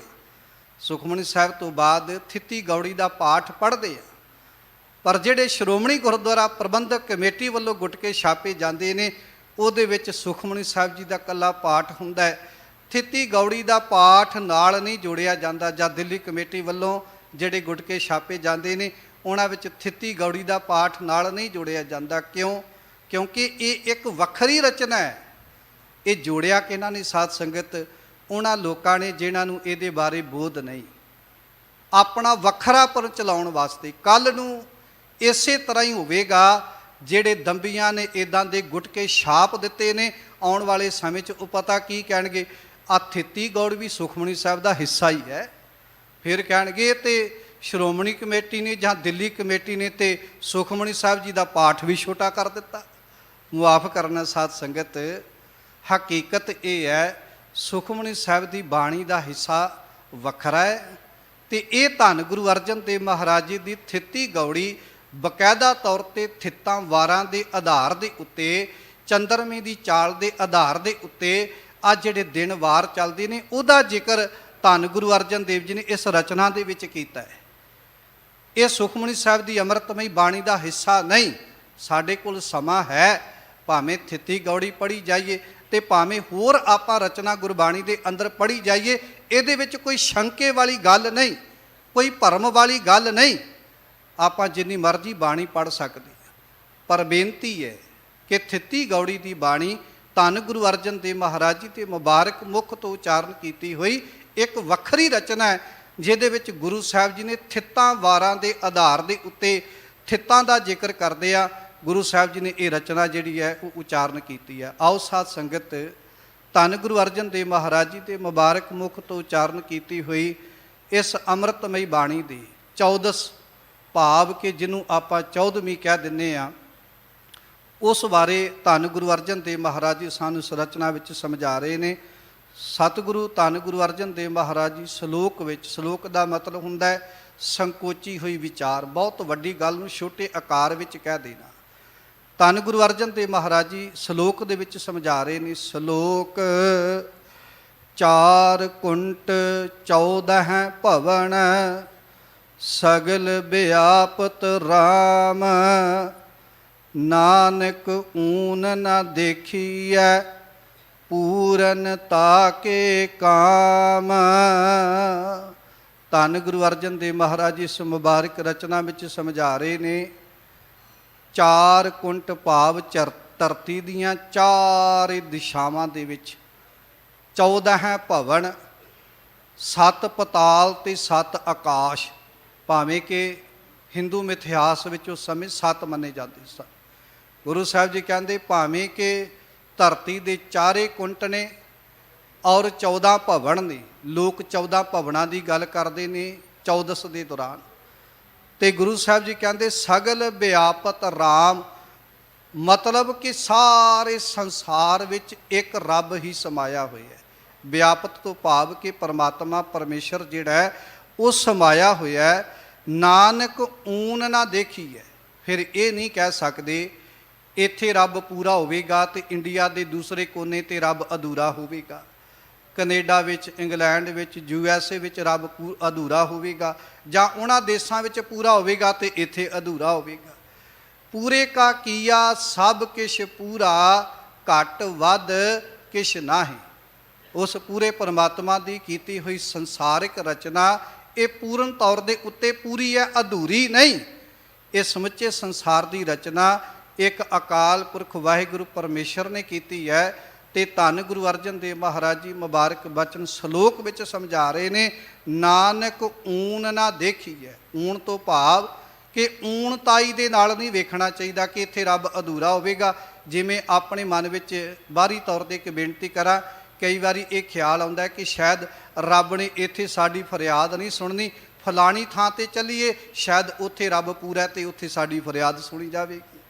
ਜਿਵੇਂ ਆਪਾਂ ਕੋਈ ਇੱਕ ਕਮਰੇ ਦੇ ਅੰਦਰ ਅਸਥਾਨ ਨਿਜਤ ਕੀਤਾ ਹੁੰਦਾ ਹੈ ਕਿ ਆਪਾਂ ਫਲਾਣੀ ਥਾਂ 'ਤੇ ਪੂਜਾ ਰੂਮ ਦੇ ਵਿੱਚ ਬੈਠ ਕੇ ਰੱਬ ਦੇ ਅੱਗੇ ਫਰਿਆਦ ਕਰਾਂਗੇ, ਸ਼ਾਇਦ ਰੱਬ ਉੱਥੇ ਸੁਣੇਗਾ, ਤੇ ਆਹ ਜਿਹੜੇ ਬਾਕੀ ਦੇ ਕਮਰੇ ਨੇ ਇੱਥੇ ਰੱਬ ਨੇ ਸਾਡੀ ਫਰਿਆਦ ਹੀ ਨਹੀਂ ਸੁਣਨੀ, ਕਿਉਂਕਿ ਅਧੂਰਾ ਥਾਂ ਆ ਤੇ ਉਹ ਥਾਂ ਪੂਰਾ ਹੋਵੇ। ਇੱਦਾਂ ਜੇ ਮਨ ਵਿੱਚ ਕਿਸੇ ਦੇ ਸ਼ੰਕਾ ਹੈ ਤੇ ਪਾਤਸ਼ਾਹ ਕਹਿੰਦੇ ਕਿ ਉਹਨਾਂ ਲੋਕਾਂ ਦੇ ਮਨ ਵਿੱਚ ਸ਼ੰਕਾ ਹੈ ਜਿਨ੍ਹਾਂ ਨੂੰ ਪਰਮਾਤਮਾ ਦੇ ਉੱਤੇ ਭਰੋਸਾ ਨਹੀਂ, ਯਕੀਨ ਨਹੀਂ। ਜਲ ਥਲ ਮਹੀਲ ਪੂਰਿਆ ਸੁਆਮੀ ਸਿਰਜਨਹਾਰ, ਅਨਕ ਭਾਂਤ ਹੋਏ ਪਸਰਿਆ ਨਾਨਕ ਕਹਿ ਦ੍ਰਿਸ਼ਟਾਰ। ਸਤਿਗੁਰੂ ਕਹਿੰਦੇ ਉਹ ਅਨੇਕਾਂ ਤਰੀਕਿਆਂ ਦੇ ਦੁਆਰਾ ਸਮੁੱਚੇ ਸੰਸਾਰ ਦੇ ਵਿੱਚ ਪਸਰਿਆ ਹੋਇਆ ਤੇ ਕਿਤੇ ਵੀ ਅਧੂਰਾ ਨਹੀਂ, ਕਿਸੇ ਵੀ ਦੇਸ਼ ਵਿੱਚ ਅਧੂਰਾ ਨਹੀਂ, ਕਿਸੇ ਵੀ ਥਾਂ 'ਤੇ ਅਧੂਰਾ ਨਹੀਂ, ਕਿਸੇ ਵੀ ਜਗ੍ਹਾ 'ਤੇ ਅਧੂਰਾ ਨਹੀਂ। ਹਰੇਕ ਥਾਂ ਦੇ ਉੱਤੇ ਉਹ ਪਰਿਪੂਰਨ ਪਰਮਾਤਮਾ ਜਿਹੜਾ ਹੈ ਉਹ ਸਮਾਇਆ ਹੋਇਆ ਤੇ ਰਮਿਆ ਹੋਇਆ ਹੈ। ਪੌੜੀ ਦੇ ਅੰਦਰ ਧੰਨ ਗੁਰੂ ਅਰਜਨ ਦੇਵ ਮਹਾਰਾਜ ਜੀ ਮੁਬਾਰਕ ਵਿਚਾਰ ਸਮਝਾ ਰਹੇ ਨੇ। ਪੌੜੀ 14 4 ਕੁੰਟ ਪ੍ਰਭ ਆਪ, ਸਗਲ ਭਵਨ ਪੂਰਨ ਪ੍ਰਤਾਪ। ਪੌੜੀ ਦੇ ਅੰਦਰ ਧੰਨ ਗੁਰੂ ਅਰਜਨ ਦੇਵ ਮਹਾਰਾਜ ਜੀ ਸਾਨੂੰ ਸੰਸਾਰਿਕ ਜੀਵਾਂ ਨੂੰ ਸੇਧ ਬਖਸ਼ਦੇ ਨੇ। 14 ਕੁੰਟਾਂ ਦੇ ਅੰਦਰ ਭਾਵ ਕਿ ਸਮੁੱਚੇ ਸੰਸਾਰ ਭਰ ਦੇ ਅੰਦਰ ਹਰੇਕ ਜਗ੍ਹਾ 'ਤੇ ਹਰੇਕ ਥਾਂ ਦੇ ਉੱਤੇ ਉਹ ਅਕਾਲ ਪੁਰਖ ਵਾਹਿਗੁਰੂ ਪਰਮੇਸ਼ਰ ਆਪ ਰਮਿਆ ਹੋਇਆ ਹੈ। ਸਗਲ ਭਵਨ, ਸਗਲ ਭਵਨ ਕੇ ਨਾਇਕਾ ਇੱਕ ਛਿਨ ਦਰਸ ਦਿਖਾਏ ਜੀ। ਉਹ ਸਾਰੇ ਭਵਨਾਂ ਦਾ ਮਾਲਕ ਹੈ, ਕੋਈ ਐਸਾ ਭਵਨ ਨਹੀਂ ਜਿਸ ਭਵਨ ਦੇ ਅੰਦਰ ਰੱਬ ਨਹੀਂ ਵਸਦਾ। ਕੋਈ ਐਸੀ ਜਗ੍ਹਾ ਨਹੀਂ ਜਿੱਥੇ ਪਰਮਾਤਮਾ ਦੀ ਜੋਤ ਨਹੀਂ ਵਸਦੀ, ਪਰਮਾਤਮਾ ਦੀ ਕਲਾ, ਪਰਮਾਤਮਾ ਦੀ ਸ਼ਕਤੀ, ਪਰਮਾਤਮਾ ਦੀ ਤਾਕਤ ਕੰਮ ਨਹੀਂ ਕਰਦੀ। ਸਗਲ ਭਵਨ ਪੂਰਨ ਪ੍ਰਤਾਪ। ਧੰਨ ਗੁਰੂ ਅਰਜਨ ਦੇਵ ਮਹਾਰਾਜ ਜੀ ਕਹਿੰਦੇ ਉਹ ਪਰਮਾਤਮਾ ਸਾਰੇ ਭਵਨਾਂ ਦੇ ਵਿੱਚ ਸਮਾਇਆ ਹੋਇਆ। ਹਰੇਕ ਭਵਨ ਦੇ ਅੰਦਰ ਉਹ ਪਰਮਾਤਮਾ ਦਾ ਪ੍ਰਤਾਪ, ਪਰਮਾਤਮਾ ਦੀ ਸ਼ਕਤੀ, ਪਰਮਾਤਮਾ ਦੀ ਤਾਕਤ ਵਰਤ ਰਹੀ ਹੈ। ਜਿਵੇਂ ਆਪਾਂ ਗੁਰੂ ਸਾਹਿਬ ਜੀ ਦੇ ਮੁਬਾਰਕ ਬਚਨ ਪੜ੍ਹਦੇ ਆ, ਪੋਹਪ ਮਦ ਜਿਉ ਬਾਸ ਬਸਤ ਹੈ, ਮੁਕਰ ਮਾਹੇ ਜੈਸੇ ਛਾਈ, ਤੈਸੇ ਹੀ ਹਰ ਵਸੈ ਨਿਰੰਤਰ, ਘਟ ਹੀ ਖੋਜੋ ਭਾਈ। ਭਾਵ ਕਿ ਉਹ ਪਰਮਾਤਮਾ ਹਰੇਕ ਥਾਂ ਦੇ ਉੱਤੇ, ਹਰੇਕ ਜਗ੍ਹਾ ਦੇ ਉੱਤੇ, ਜਲ ਥਲ ਦੇ ਅੰਦਰ ਹਰੇਕ ਥਾਂ ਦੇ ਉੱਤੇ ਪਰਮਾਤਮਾ ਪਰਮੇਸ਼ਰ ਜਿਹੜਾ ਉਹ ਸਮਾਇਆ ਹੋਇਆ। ਚਿੰਤੀ ਤੇ ਕੁੰਚਰ ਅਸਥੂਲਾ, ਸਭ ਪਰ ਕਿਰਪਾ ਦ੍ਰਿਸ਼ਟ ਕਰ ਫੂਲਾ।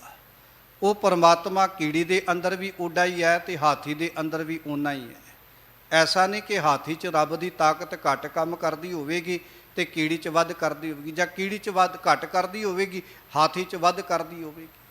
ਹਰੇਕ ਥਾਂ ਦੇ ਉੱਤੇ, ਹਰੇਕ ਜਗ੍ਹਾ ਦੇ ਉੱਤੇ ਉਹ ਪਰਿਪੂਰਨ ਪਰਮਾਤਮਾ ਦੀ ਪੂਰਨ ਤਾਕਤ ਵਰਤਦੀ ਪਈ ਹੈ। ਪੂਰਨ ਤਾਕਤ ਦਾ ਪ੍ਰਤਾਪ ਹੀ ਹੈ ਸਾਧ ਸੰਗਤ ਕਿ ਵੇਖੋ ਉਹ ਅਕਾਲ ਪੁਰਖ ਵਾਹਿਗੁਰੂ ਨੇ ਕੀੜੀ ਦੇ ਅੰਦਰ ਵੀ ਹਾਥੀ ਨੂੰ ਮਾਰਨ ਦੀ ਤਾਕਤ ਰੱਖੀ ਹੋਈ ਹੈ। ਕੀੜੀ ਦੇ ਅੰਦਰ ਵੀ ਹਾਥੀ ਨੂੰ ਮਾਰਨ ਦੀ ਤਾਕਤ ਰੱਖੀ ਹੋਈ ਹੈ। ਕਿੱਡਾ ਪ੍ਰਤਾਪ ਹੈ ਜੀ ਪਰਮਾਤਮਾ ਦਾ।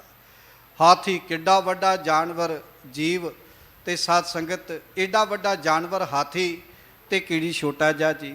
ਪਰ ਵੇਖੋ ਕੁਦਰਤ ਦੀ ਕਲਾ, ਕਹਿੰਦੇ ਨੇ ਜੇ ਉਹ ਕੀੜੀ ਹਾਥੀ ਦੀ ਸੁੰਡ ਤੇ ਲੜ ਜਾਵੇ ਤੇ ਹਾਥੀ ਦੀ ਮੌਤ ਹੋ ਜਾਂਦੀ। ਗੁਰੂ ਸਾਹਿਬ ਜੀ ਨੇ ਗੁਰਬਾਣੀ 'ਚ ਇੱਕ ਉਦਾਹਰਨ ਵੀ ਦਿੱਤੀ ਹੈ ਰੱਬ ਦੀ, ਬੜੀ ਪਿਆਰੀ। ਹਰ ਹੈ ਖਾਂਡ ਰੇਤ ਮੈਂ ਬਿਖਰੀ, ਹਸਤੀ ਚੁਨਿਉ ਨਾ ਜਾਈ, ਕਹਿ ਕਮੀਰ ਕੁਲ ਜਾਤ ਪਾਤ ਤਜ, ਚਿੰਤੀ ਹੋਏ ਚੁਨ ਖਾਈ। ਕਹਿੰਦੇ ਰੱਬ ਖੰਡ ਵਰਗਾ ਹੈ ਤੇ ਇਦਾਂ ਦੀ ਖੰਡ ਵਰਗਾ ਕਿਉਂਕਿ ਮਿੱਠ ਬੋਲੜਾ ਜੀ ਹਰ ਸੱਜਣ ਸੁਆਮੀ ਮੋਰਾ। ਕਹਿੰਦੇ ਉਹ ਰੇਤ ਦੇ ਅੰਦਰ ਬਿਖਰਿਆ ਹੋਇਆ ਹੈ। ਰੇਤ ਦੇ ਅੰਦਰ ਰੱਬ ਖੰਡ ਵਰਗਾ ਤੇ ਰੇਤ ਦੇ ਅੰਦਰ ਬਿਖਰਿਆ ਹੋਇਆ ਹੈ। ਕਹਿੰਦੇ ਹੁਣ ਇਹ ਕੰਮ ਹਾਥੀ ਨੂੰ ਕਹੀਏ, ਵੇਖੋ ਰੱਬ ਦਾ ਪ੍ਰਤਾਪ। ਹਾਥੀ ਨੂੰ ਕਹਿ ਕੇ ਵੇਖੋ ਕਿ ਰੇਤ ਦੇ ਵਿੱਚੋਂ ਖੰਡ ਕੱਢ ਕੇ ਦਰਸਾ, ਕਦੇ ਨਹੀਂ ਕੱਢ ਸਕੇਗਾ। ਇਹ ਕੰਮ ਸਭ ਤੋਂ ਛੋਟੇ ਜਿਹੇ ਜੀਵ ਆਪਾਂ ਕੀੜੀ ਨੂੰ ਕਹਿ ਦਈਏ ਨਾ, ਇੱਕ ਇੱਕ ਦਾਣਾ ਸਾਧ ਸੰਗਤ ਰੇਤ ਦੇ ਵਿੱਚੋਂ ਵੱਖਰਾ ਕਰ ਦੇਵੇਗੀ। ਕਿੱਡਾ ਪ੍ਰਤਾਪ, ਕਿੱਡੀ ਸ਼ਕਤੀ ਰੱਬ ਨੇ ਉਹਦੇ ਅੰਦਰ ਟਿਕਾਈ ਹੋਈ ਹੈ। ਕੀੜੀ ਜਿਹੜੀ ਹੈ ਉਹ ਤਾਂ ਰੇਤ ਦੇ ਵਿੱਚੋਂ ਖੰਡ ਦੇ ਕਿਣਕਿਆਂ ਨੂੰ ਵੱਖਰਾ ਕਰ ਸਕਦੀ ਹੈ, ਪਰ ਹਾਥੀ ਏਡੇ ਵੱਡੇ ਸਰੀਰ ਦਾ ਮਾਲਕ ਹੁੰਦਿਆਂ ਹੋਇਆਂ ਵੀ ਰੇਤ ਦੇ ਵਿੱਚੋਂ ਖੰਡ ਨਹੀਂ ਕੱਢ ਸਕਦਾ। ਗੁਰੂ ਸਾਹਿਬ ਜੀ ਕਹਿੰਦੇ ਇਸੇ ਤਰ੍ਹਾਂ ਰੱਬ ਜਿਹੜਾ ਨਾ ਉਹ ਸਮੁੱਚੇ ਸੰਸਾਰ ਵਿੱਚ ਪਸਰਿਆ ਹੋਇਆ ਹੈ, ਪਰ ਹਾਥੀ ਬਣ ਕੇ ਰੱਬ ਨੂੰ ਪ੍ਰਾਪਤ ਨਹੀਂ ਕੀਤਾ ਜਾ ਸਕਦਾ। ਕਹਿੰਦੇ ਕੀੜੀ ਬਣਨਾ ਪਵੇਗਾ। ਕੀੜੀ ਤੋਂ ਭਾਵ ਨਿਮਰਤਾ ਦਾ ਘਰ। ਨਿਮਰਤਾ ਦੇ ਘਰ ਵਿੱਚ ਰਹਿ ਕੇ ਤੇ ਰੱਬ ਦੀ ਪ੍ਰਾਪਤੀ ਹੋ ਸਕਦੀ ਹੈ। ਉਹ ਵੀ ਤਾਂ ਜੇ ਬੰਦਾ ਜਾਤ ਪਾਤ ਊਚ ਨੀਚ ਛੂਤ ਛਾਤ ਦਾ ਭੇਦ ਭਾਵ ਤਿਆਗ ਕੇ ਪਰਮਾਤਮਾ ਦਾ ਨਾਮ ਜਪੇਗਾ, ਵਾਹਿਗੁਰੂ ਦੀ ਬੰਦਗੀ ਕਰੇਗਾ, ਤਾਂ ਜਾ ਕੇ ਉਹ ਪਰਮਾਤਮਾ ਦੀ ਪ੍ਰਾਪਤੀ ਕਰ ਸਕਦਾ ਹੈ। ਕੀੜੀ ਬਣ ਕੇ ਤੇ ਰੱਬ ਨੂੰ ਪਾਇਆ ਜਾ ਸਕਦਾ ਹੈ, ਪਰ ਹਾਥੀ ਬਣ ਕੇ ਸਾਧ ਸੰਗਤ ਰੱਬ ਦੀ ਪ੍ਰਾਪਤੀ ਨਹੀਂ ਕੀਤੀ ਜਾ ਸਕਦੀ। ਇਹ ਪ੍ਰਤਾਪ ਹੈ ਸਾਧ ਸੰਗਤ ਉਸ ਪਰਮੇਸ਼ਰ ਦਾ।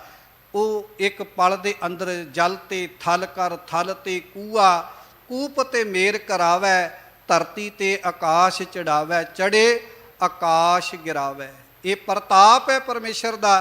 ਪਰਮੇਸ਼ਰ ਚਾਹੇ ਤੇ ਸਾਧ ਸੰਗਤ ਨਦਰ ਉਪੱਠੀ ਜੇ ਕਰੇ, ਸੁਲਤਾਨਾ ਕਾਹੋ ਕਰਾਏਂਦਾ, ਤੇ ਸਾਧ ਸੰਗਤ ਦਰ ਮੰਗਣ ਭਿੱਖ ਨਾ ਪਾਏਂਦਾ। ਇਦਾਂ ਦਾ ਭਿਖਾਰੀ ਬਣਾ ਦੇਵੇਗਾ ਕਿ ਭਿੱਖਿਆ ਮੰਗਣ ਲੱਗਿਆਂ ਵੀ ਕੋਈ ਉਹਨੂੰ ਭਿੱਖਿਆ ਉਹਦੀ ਝੋਲੀ ਵਿੱਚ ਨਹੀਂ ਪਾਵੇਗਾ। ਇਦਾਂ ਦਾ ਭਿਖਾਰੀ ਰੱਬ ਇੱਕ ਪਲ ਦੇ ਅੰਦਰ ਬਣਾ ਸਕਦਾ ਹੈ। ਇਹ ਪ੍ਰਤਾਪ ਹੈ ਪਰਮੇਸ਼ਰ ਦਾ। ਕਿਹੜੇ ਪਰਮੇਸ਼ਰ ਦਾ? ਜਿਸ ਨਿਰੰਕਾਰ ਨੇ ਸਮੁੱਚੇ ਸੰਸਾਰ ਦੀ ਰਚਨਾ ਕੀਤੀ ਹੈ। ਦਸੇ ਦਿਸ਼ਾ ਰਵਿਆ ਪ੍ਰਭ ਏਕ, ਧਰਨ ਆਕਾਸ ਸਭ ਮੈਂ ਪ੍ਰਭ ਪੇਖ। ਉਹ ਨਿਰੰਕਾਰ ਪਰਮੇਸ਼ਰ ਦਸੇ ਦਿਸ਼ਾਵਾਂ ਦੇ ਵਿੱਚ ਭਾਵ ਸਮੁੱਚੇ ਸੰਸਾਰ ਭਰ ਦੇ ਅੰਦਰ ਰਮਿਆ ਹੋਇਆ, ਟਿਕਿਆ ਹੋਇਆ, ਸਮਾਇਆ ਹੋਇਆ। ਔਰ ਦੁਨੀਆ ਦਾ ਕੋਈ ਐਸਾ ਥਾਂ ਨਹੀਂ ਜਿੱਥੇ ਪਰਮਾਤਮਾ ਨਹੀਂ ਵਸਦਾ, ਜਿੱਥੇ ਪਰਮਾਤਮਾ ਦੀ ਜੋਤ, ਪਰਮਾਤਮਾ ਦੀ ਤਾਕਤ, ਪਰਮਾਤਮਾ ਦੀ ਸ਼ਕਤੀ, ਪਰਮਾਤਮਾ ਦੀ ਕਲਾ, ਪਰਮਾਤਮਾ ਦਾ ਪ੍ਰਤਾਪ ਕੰਮ ਨਹੀਂ ਕਰਦਾ। ਹਰੇਕ ਜਗ੍ਹਾ ਦੇ ਉੱਤੇ ਦਸੇ ਦਿਸ਼ਾਵਾਂ ਦੇ ਅੰਦਰ ਇੱਕ ਹੀ ਰੱਬ ਵਸਿਆ ਹੋਇਆ, ਉੱਥੇ ਕੋਈ ਵੱਖਰਾ ਨਹੀਂ। ਇੰਗਲੈਂਡ ਵਿੱਚ ਵੱਖਰਾ ਨਹੀਂ ਤੇ ਕੈਨੇਡਾ ਵਿੱਚ ਵੱਖਰਾ ਨਹੀਂ, USA ਵਿੱਚ ਕੋਈ ਵੱਖਰਾ ਨਹੀਂ। ਹਰੇਕ ਜਗ੍ਹਾ ਤੇ, ਕਿਸੇ ਵੀ ਕੰਟਰੀ 'ਚ ਚਲਾ ਜਾਈਏ, ਕਿਸੇ ਵੀ ਥਾਂ ਤੇ ਚਲਾ ਜਾਈਏ, ਹਰੇਕ ਥਾਂ ਤੇ ਸਾਹਿਬ ਮੇਰਾ ਏਕੋ ਹੈ, ਏਕੋ ਹੈ ਭਾਈ, ਏਕੋ ਹੈ। ਸਭਨਾ ਜੀਆਂ ਕਾ ਇੱਕ ਦਾਤਾ, ਸੋ ਮੈਂ ਵਿਸਰ ਨਾ ਜਾਈ। ਸਾਰੇ ਪਾਸੇ ਇੱਕੋ ਹੀ ਰੱਬ ਵਸਿਆ ਹੋਇਆ ਹੈ। ਔਰ ਸਾਧ ਸੰਗਤ, ਗੁਰੂ ਸਾਹਿਬ ਜੀ ਦੇ ਮੁਬਾਰਕ ਬਚਨ ਨੇ, ਧਰਨ ਆਕਾਸ਼ ਸ਼ਬ ਮੈਂ ਪ੍ਰਭ ਪੇਖ। ਉਹ ਅਕਾਲ ਪੁਰਖ ਵਾਹਿਗੁਰੂ ਧਰਤੀ ਵਿੱਚ, ਆਕਾਸ਼ ਵਿੱਚ ਜਿਹੜੇ ਪਰਮਾਤਮਾ ਦੇ ਪ੍ਰਤਾਪ ਨੂੰ ਸਮਝ ਜਾਂਦੇ ਨੇ, ਪਰਮੇਸ਼ਰ ਦੇ ਨਾਲ ਜੁੜ ਜਾਂਦੇ ਨੇ, ਜਿਹੜੇ ਬਾਣੀ ਪੜ੍ਹਦੇ ਨੇ, ਉਹ ਪਰਮਾਤਮਾ ਦੇ ਇਸ ਭੇਦ ਨੂੰ ਸਮਝ ਜਾਂਦੇ ਨੇ। ਉਹਨਾਂ ਨੂੰ ਇਸ ਗੱਲ ਦਾ ਬੋਧ ਹੋ ਜਾਂਦਾ ਹੈ, ਕਿਉਂਕਿ ਇੱਕ ਨਾ ਨੂੰ ਸਭ ਸੋਝੀ ਆਏ, ਇੱਕ ਫਿਰਦੇ ਵੇ ਪਰਵਾਹ। ਸਰਗੁਣ ਨਿਰਗੁਣ ਨਿਰੰਕਾਰ, ਸੁਨ ਸਮਾਧੀ ਆਪ, ਆਪਣ ਕੀਆ ਨਾਨਕਾ, ਆਪੇ ਹੀ ਫਿਰ ਜਾਪ। ਉਹ ਪਰਮੇਸ਼ਰ ਆਪ ਹੀ ਸਮੁੱਚੇ ਸੰਸਾਰ ਦੇ ਵਿੱਚ ਰਮਿਆ ਹੋਇਆ। ਸਾਧ ਸੰਗਤ, ਧੰਨ ਧੰਨ ਸ੍ਰੀ ਗੁਰੂ ਗ੍ਰੰਥ ਸਾਹਿਬ ਮਹਾਰਾਜ ਜੀ ਦੀ ਅੰਮ੍ਰਿਤਮਈ ਬਾਣੀ ਦੀ ਰਚਨਾ ਕੇਵਲ ਤੇ ਕੇਵਲ ਇੱਕ ਅਕਾਲ ਪੁਰਖ ਦੀ ਗੱਲ ਕਰਦੀ ਹੈ। ਸ੍ਰੀ ਗੁਰੂ ਗ੍ਰੰਥ ਸਾਹਿਬ ਜੀ ਦਾ ਪਹਿਲਾ ਪ੍ਰਕਾਸ਼ ਪੁਰਬ ਇਸੇ ਮਹੀਨੇ ਦੀ 28 ਤਰੀਕ ਨੂੰ ਆ ਰਿਹਾ ਹੈ। ਹਰੇਕ ਜਗ੍ਹਾ ਦੇ ਉੱਤੇ, ਤਖਤ ਦਮਦਮਾ ਸਾਹਿਬ ਦੀ ਧਰਤੀ ਦੇ ਉੱਤੇ ਵੀ ਵਿਸ਼ੇਸ਼ ਤੌਰ 'ਤੇ ਸਮਾਗਮ ਹੁੰਦੇ ਨੇ। ਔਰ ਸਾਧ ਸੰਗਤ, ਇਸੇ ਤਰ੍ਹਾਂ ਸਮੁੱਚੇ ਸੰਸਾਰ ਭਰ ਦੇ ਅੰਦਰ ਸਮੂਹ ਨਾਨਕ ਨਾਮ ਲੇਵਾ ਸਿੱਖ ਸੰਗਤਾਂ ਗੁਰੂ ਗ੍ਰੰਥ ਸਾਹਿਬ ਮਹਾਰਾਜ ਜੀ ਦੀ ਬਾਣੀ ਨਾਲ ਪਿਆਰ ਕਰਦਿਆਂ, ਸਤਿਕਾਰ ਕਰਦਿਆਂ, ਹਰੇਕ ਜਗ੍ਹਾ 'ਤੇ ਗੁਰੂ ਗ੍ਰੰਥ ਸਾਹਿਬ ਜੀ ਦਾ ਪਹਿਲਾ ਪ੍ਰਕਾਸ਼ ਪੁਰਬ ਬੜੀ ਸ਼ਰਧਾ ਭਾਵਨਾ ਦੇ ਨਾਲ ਮਨਾਉਂਦੀਆਂ ਨੇ। ਗੁਰੂ ਗ੍ਰੰਥ ਸਾਹਿਬ ਮਹਾਰਾਜ ਜੀ ਦੀ ਬਾਣੀ ਦੀ ਗੱਲ ਇੱਕ ਤੋਂ ਆਰੰਭ ਹੁੰਦੀ ਹੈ। ਸਭ ਨਾਨਕ ਬ੍ਰਹਮ ਪਸਾਰੂ, ਵੀ ਉਹ ਇੱਕ ਜਿਹੜਾ ਹੈ ਉਹ ਸਮੁੱਚੇ ਸੰਸਾਰ ਵਿੱਚ ਪਸਰਿਆ ਹੋਇਆ ਹੈ। ਉੱਥੇ ਜਾ ਕੇ ਗੁਰੂ ਸਾਹਿਬ ਜੀ ਸੰਪੂਰਨਤਾ ਕਰਦੇ। ਇੰਜ ਕਹਿ ਦਈਏ ਸਾਧ ਸੰਗਤ, ਸਮੁੱਚੇ ਗੁਰੂ ਗ੍ਰੰਥ ਸਾਹਿਬ ਦੀ ਬਾਣੀ ਦੇ ਅੰਦਰ ਭਾਵੇਂ 15 ਭਗਤਾਂ ਦੀ ਬਾਣੀ ਦਰਜ ਹੈ, 11 ਭੱਟਾਂ ਦੀ ਬਾਣੀ ਦਰਜ ਹੈ, 3 ਸਿੱਖਾਂ ਦੀ ਬਾਣੀ ਦਰਜ ਹੈ, ਪਰ ਸਾਰੇ ਕੇਵਲ ਤੇ ਕੇਵਲ ਇੱਕ ਅਕਾਲ ਪੁਰਖ ਦੀ ਗੱਲ ਕਰਦੇ। ਜਿਸ ਵਕਤ ਧੰਨ ਧੰਨ ਸ੍ਰੀ ਗੁਰੂ ਅਰਜਨ ਦੇਵ ਮਹਾਰਾਜ ਜੀ ਨੇ ਗੁਰੂ ਗ੍ਰੰਥ ਸਾਹਿਬ ਮਹਾਰਾਜ ਜੀ ਦੀ ਸੰਪਾਦਨਾ ਕਰਨੀ ਸੀ ਨਾ, ਬਚਨ ਕੀਤਾ, ਭਾਈ ਗੁਰਦਾਸ ਗੁਰੂ ਕੀ ਬਾਣੀ ਜੁਦਾ ਕਰੀਏ, ਮੀਣੇ ਪਾਣ ਲੱਗੇ ਨੀ ਰਲਾ, ਸੋ ਨਿਆਰੀ ਕਰ ਧਰੀਏ। ਕਿ ਹੁਣ ਮੀਣੇ ਰਲਾ ਪਾਉਣ ਲੱਗੇ ਨੇ, ਆਪਾਂ ਇਸ ਬਾਣੀ ਦਾ ਆਕਾਰ ਵੱਖਰਾ ਕਰ ਦਈਏ, ਕਿਉਂਕਿ ਉਹ ਕੱਚੀ ਬਾਣੀ ਲਿਖ ਲੈ ਕੇ ਤੇ ਸੰਗਤਾਂ ਨੂੰ ਗੁੰਮਰਾਹ ਕਰਨ ਲੱਗ ਪਏ ਸਨ।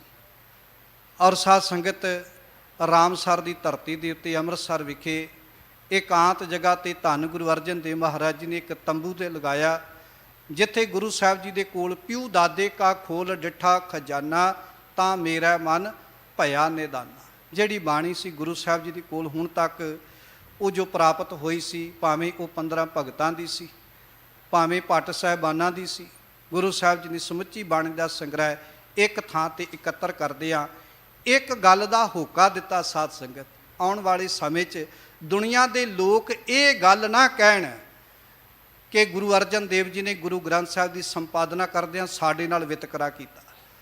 ਗੁਰੂ ਅਰਜਨ ਦੇਵ ਮਹਾਰਾਜ ਜੀ ਨੇ ਸਾਰੇ ਸੰਸਾਰ ਵਿੱਚ ਹੋਕਾ ਦਿੱਤਾ, ਇਹ ਬਾਣੀ ਦਾ ਜਹਾਜ਼ ਤਿਆਰ ਹੋ ਰਿਹਾ ਹੈ। ਇਸ ਜਹਾਜ਼ ਦੇ ਅੰਦਰ ਕੋਈ ਵੀ ਰੱਬ ਦਾ ਪਿਆਰਾ ਆ ਕੇ ਗੁਰੂ ਗ੍ਰੰਥ ਸਾਹਿਬ ਦੇ ਅੰਦਰ ਆਪਣੀ ਬਾਣੀ ਦਰਜ ਕਰਾ ਸਕਦਾ ਹੈ, ਪਰ ਇੱਕ ਸ਼ਰਤ ਹੈ। ਕਿਉਂਕਿ ਉਹ ਸ਼ਰਤ ਕਿਉਂ ਰੱਖੀ ਗੁਰੂ ਅਰਜਨ ਦੇਵ ਜੀ ਨੇ? ਇੱਕ ਸ਼ਰਤ ਹੈ ਗੁਰੂ ਸਾਹਿਬ ਜੀ ਦੀ, ਸਤਿਗੁਰੂ ਪਾਤਸ਼ਾਹ ਜੀ ਦੀ ਸ਼ਰਤ ਕੀ ਸੀ?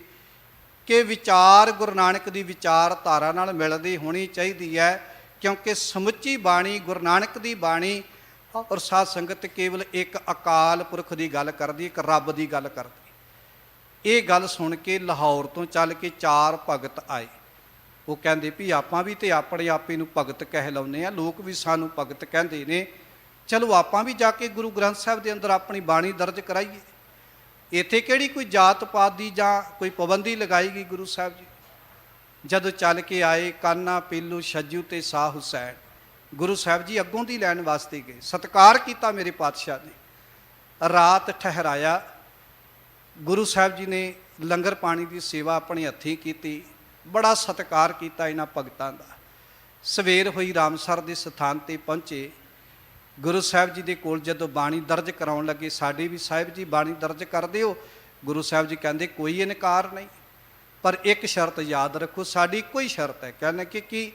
ਕਹਿੰਦੇ ਵਿਚਾਰਧਾਰਾ ਗੁਰੂ ਨਾਨਕ ਨਾਲ ਮਿਲਦੀ ਹੋਣੀ ਚਾਹੀਦੀ ਹੈ, ਤਾਂ ਕਿ ਤੁਹਾਡੀ ਵਿਚਾਰ ਕੇਵਲ ਇੱਕ ਅਕਾਲ ਪੁਰਖ ਦੀ ਗੱਲ ਕਰੇ, ਮਾਨਵਤਾ ਦੇ ਅੰਦਰ ਵੰਡੀਆਂ ਨਾ ਪਾਵੇ। ਸਭ ਤੋਂ ਪਹਿਲਾਂ ਭਗਤ ਕਾਨ੍ਹਾ ਜੀ ਅੱਗੇ ਹੋਏ, ਕਹਿੰਦੇ ਜੀ ਮੇਰੀ ਸੁਣੋ। ਸਤਿਗੁਰੂ ਕਹਿੰਦੇ ਜੀ ਸੁਣਾਓ। ਬੜੇ ਪਿਆਰ ਨਾਲ ਧੰਨ ਗੁਰੂ ਅਰਜਨ ਦੇਵ ਮਹਾਰਾਜ ਜੀ ਨੇ ਭਾਈ ਗੁਰਦਾਸ ਨੂੰ ਕਿਹਾ ਜੀ ਕਲਮ ਚੱਕੋ ਤੇ ਇਹਨਾਂ ਦੀ ਬਾਣੀ ਲਿਖੋ। ਜਦੋਂ ਬੋਲਣ ਲੱਗੇ ਸਤਿਗੁਰੂ ਕਹਿੰਦੇ ਪਹਿਲਾਂ ਬੋਲ ਕੇ ਸੁਣਾਓ ਤੁਹਾਡੇ ਬਚਨ ਕੀ ਨੇ। ਉਹ ਕਹਿੰਦਾ ਮੈਂ ਉਹੀ ਰੇ ਨਾਰਦ ਸਾਰਦ ਜਾਕੂ ਸੇਵੇ ਵੇਦ ਪੁਰਾਣ ਜਾਕੋ ਜਸ ਗਾਵੇ।